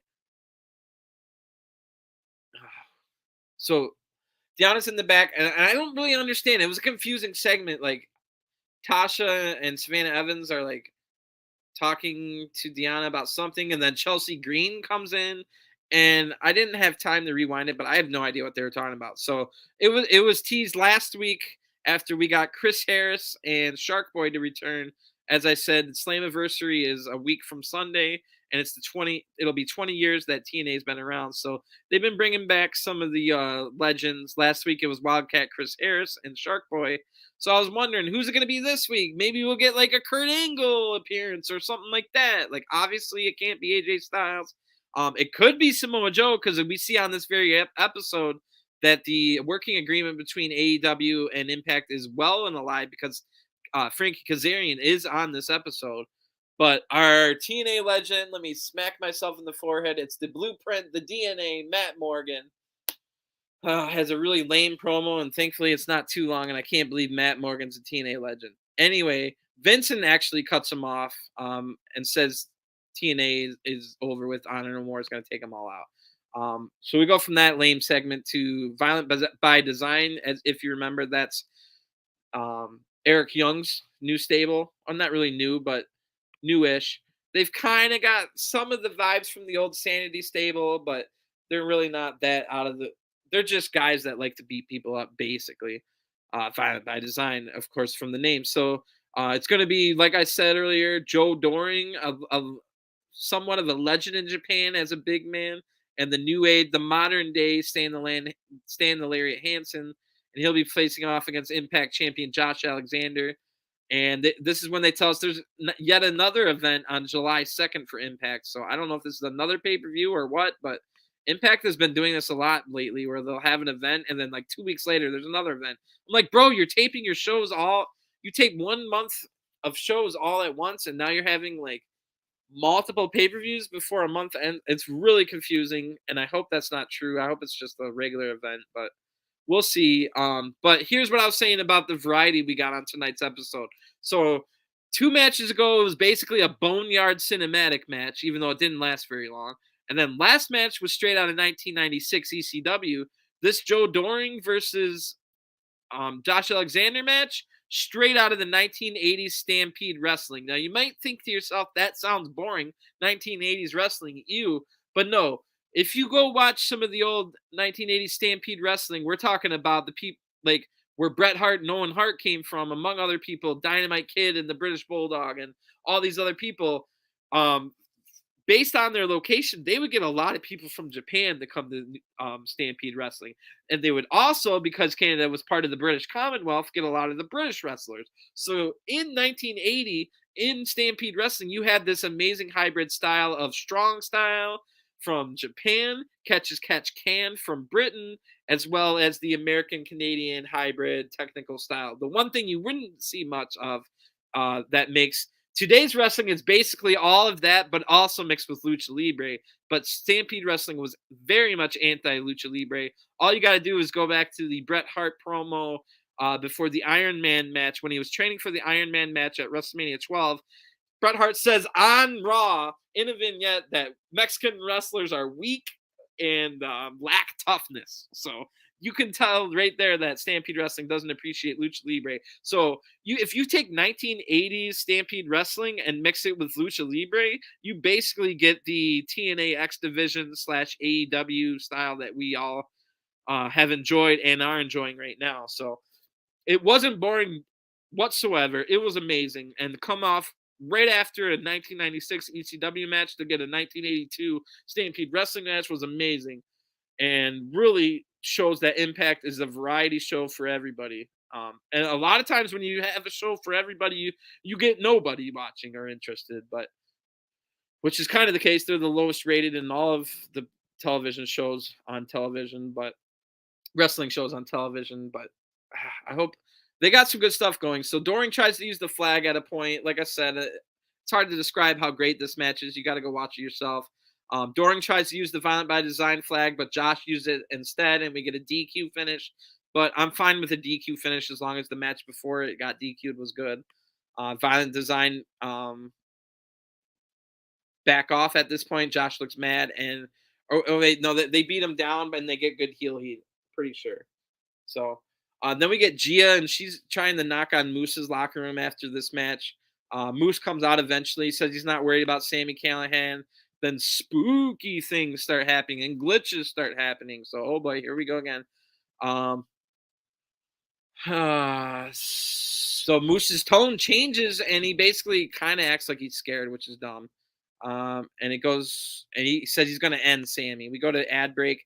We come back from ad break and we get a little bit of highlights from the best of the Super Juniors with Ace Austin, but not necessarily Ace Austin's matches. If you guys don't know, after the best of the Super Juniors at the finals, when everybody was there in the tag match, after the big 8 versus 8 tag match with the people not involved in the finals, but were in the tournament, in that match, Ace Austin turned, well, he was kind of already heel, but turned even more heel, or at least upset Alex Zane, who he kind of had befriended in the tournament and whatnot.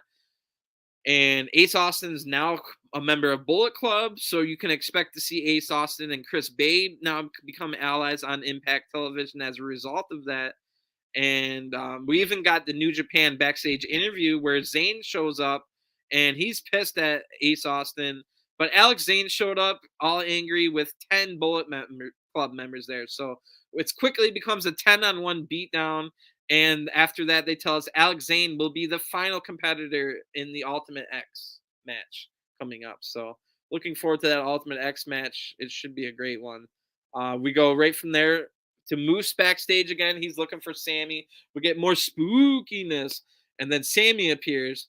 And we get our second cinematic fight of the night. So we get basically a daytime boneyard match followed by 1996 ECW, then 1982 Stampede Wrestling, and now we've basically got a cinematic, I don't know what you want to call it, like more along the line of Hardy's than the boneyard match. But this one, of course, there's spookiness in it, and at the end, even though Sammy's bloody, he gets Moose locked into this room. Sami Zayn then shows, or Sami Callihan then shows that he has a key that locked Moose in and shoves the key in Moose's eye, and then it gets spooky, and then the segment ends. So I did not enjoy this whatsoever. Sami Callihan hasn't added anything in these past 2 weeks for me. I didn't miss him whatsoever. I'm not a Sami Callihan hater per se, but also I did not miss him, and he didn't add anything to the show these last 2 weeks. We get the Edge Heads, which are now Matt Cardona and Brian Major, but formerly known as Zack Ryder and, oh my gosh, why can't I remember his name? Brian Myers is his name now. I can't remember his name, but he had I can't believe I can't remember his name. But they were the Edge Heads, and Matt Cardona recently got injured.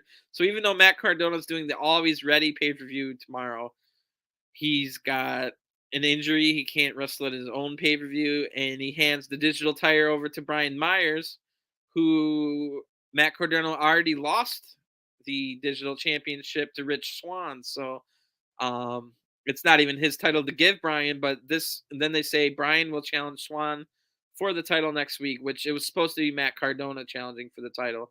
So Brian Myers will inherit Cardona's spot in this feud, and I'm sure he will lose. We run down the card for next week and also Slammiversary.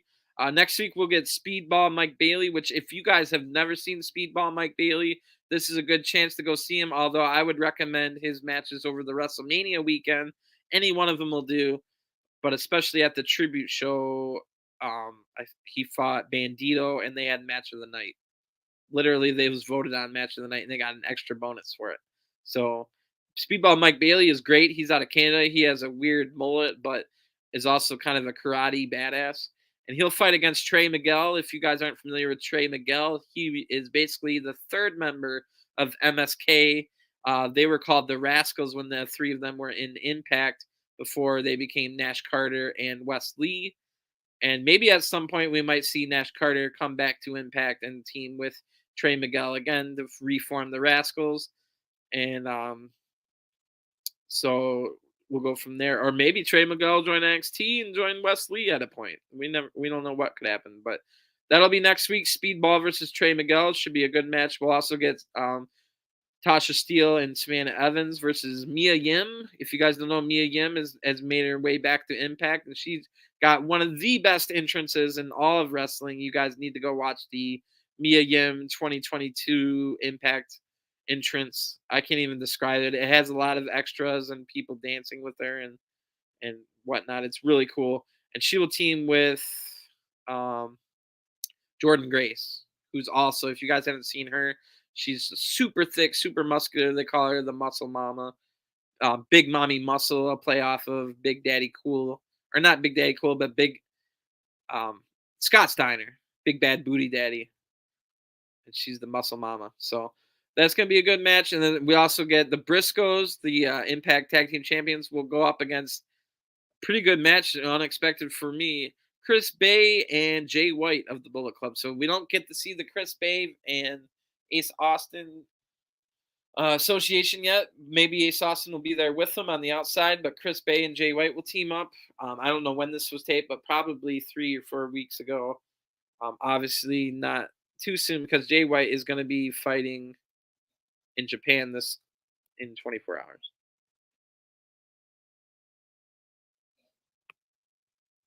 So next we've got Honor No More out, and we got the main event. So it's going to be a 6-man tag in the main event.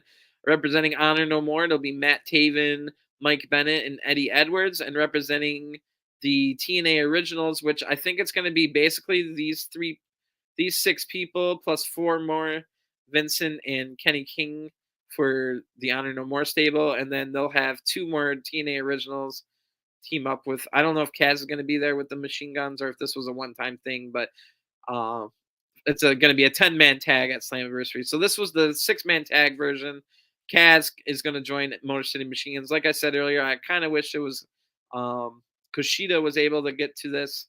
I'm pretty sure Kushida either had a 0-day no-compete clause or a 30-day no-compete clause. Either way, I think he would have been okay to appear on this show, but he must have had other things going on, or they didn't even reach out to him, or didn't have enough money for him. So anyway, still good to see Kaz there. Kaz debuted in 2003, not soon after Chris Sabin debuted, but by that time Chris Sabin was already X Division champion, and they were feuding all the way back in 2003 over the X Division title, Kaz and Sabin, and then Shelly came along a couple years later. So definitely TNA Originals in the X Division here. So this kind of turned out to be a 6-man tag X Division match. Not that Taven, Bennett, and Edwards are necessarily X Division, but definitely more could be in the X Division match. Like I said, really fun to see the TNA Originals. There was a good false tag spot where it looked like I forget who. I think maybe Kaz was finally going to get the tag out, but both machine guns get taken out, and he doesn't get the tag. So that was good. Taven almost leaps over all 3 men that were supposed to catch him on the outside. Taven pretty much overlapped all of them, but looks like he didn't get hurt. And then decent match, triple team maneuvers all for like a solid 10, 15 seconds. 4 or 5 different huge triple team moves on Sabin, who somehow kicks out of it. I thought that was a little unbelievable. Like my sense of disbelief or whatever how you say that. And then so that triple team on Sabin, and he kicks out somehow, but a little bit soon after, Eddie Edwards gets the pin on Sabin after a move. So Sabin was definitely affected by that. Never was able to tag out. We of course got a beat down by the winners on the losers by the heels. Heath is out with a chair to make the save, and Heath destroys the 3 nasty chair throw, not a chair shot, but a chair throw to Eddie Edwards. Heath looks like he wants to Pillmanize Eddie Edwards' ankle, but then Kenny King and Vincent, who took ages to get there, finally make the save. And instead, the Pillmanizing goes to Heath's ankle. So potentially writing Heath off as well as his tag partner Rhino, or we might just get them showing up to Slammiversary like, oh, they're super healers. I can't believe they've healed already. So one of those 2 things is going to happen, and that was the end of the episode. Really good episode. The main event wasn't that great, but it was definitely brought up by some nostalgia points with the Motor City Machine Guns and Kaz. And like I said, the variety on the show is amazing. You get cinematic matches, hardcore ECW matches, and technical hybrid Stampede Wrestling style wrestling. So a little bit of everything for everyone. Also a women's match. That was my least favorite match, however. and we're coming up to 3 hours. So I was going to talk more about Raw and my stuff about like NXT and stuff like that. I was maybe going to look and see what happened at the Largo loop, but I think I'm just going to end it here. 3 hours is a little much for people that nobody's going to want to sit through 3 hours for a new podcaster on their first podcast. So I'm going to end it here. I apologize again for the 2 bathroom breaks. I'll try and see if I can be better about that and drink less beforehand next time. But thanks for tuning in. And like I said earlier, it might be tonight, it might be early tomorrow, or maybe tomorrow afternoon. But I finally got up to WrestleMania 39 in my WWE 2K Universe mode. So I will be streaming that. And then when WrestleMania finishes, I will be on air for another podcast, another one that's probably going to last pretty long. We'll talk about what happened at WrestleMania, and I'll also give a breakdown of the first year of Universe Mode and where everybody stands and where we're going to go from there. So thanks for tuning in. I'll talk to you next time, and thanks for watching. Peace. And I might be back tomorrow in additional to that with a breakdown of Always Ready, the Matt Cardona pay-per-view, but I will for sure be on air in about 26, 27 hours from now to cover the New Japan Dominion show. So I'll see you then.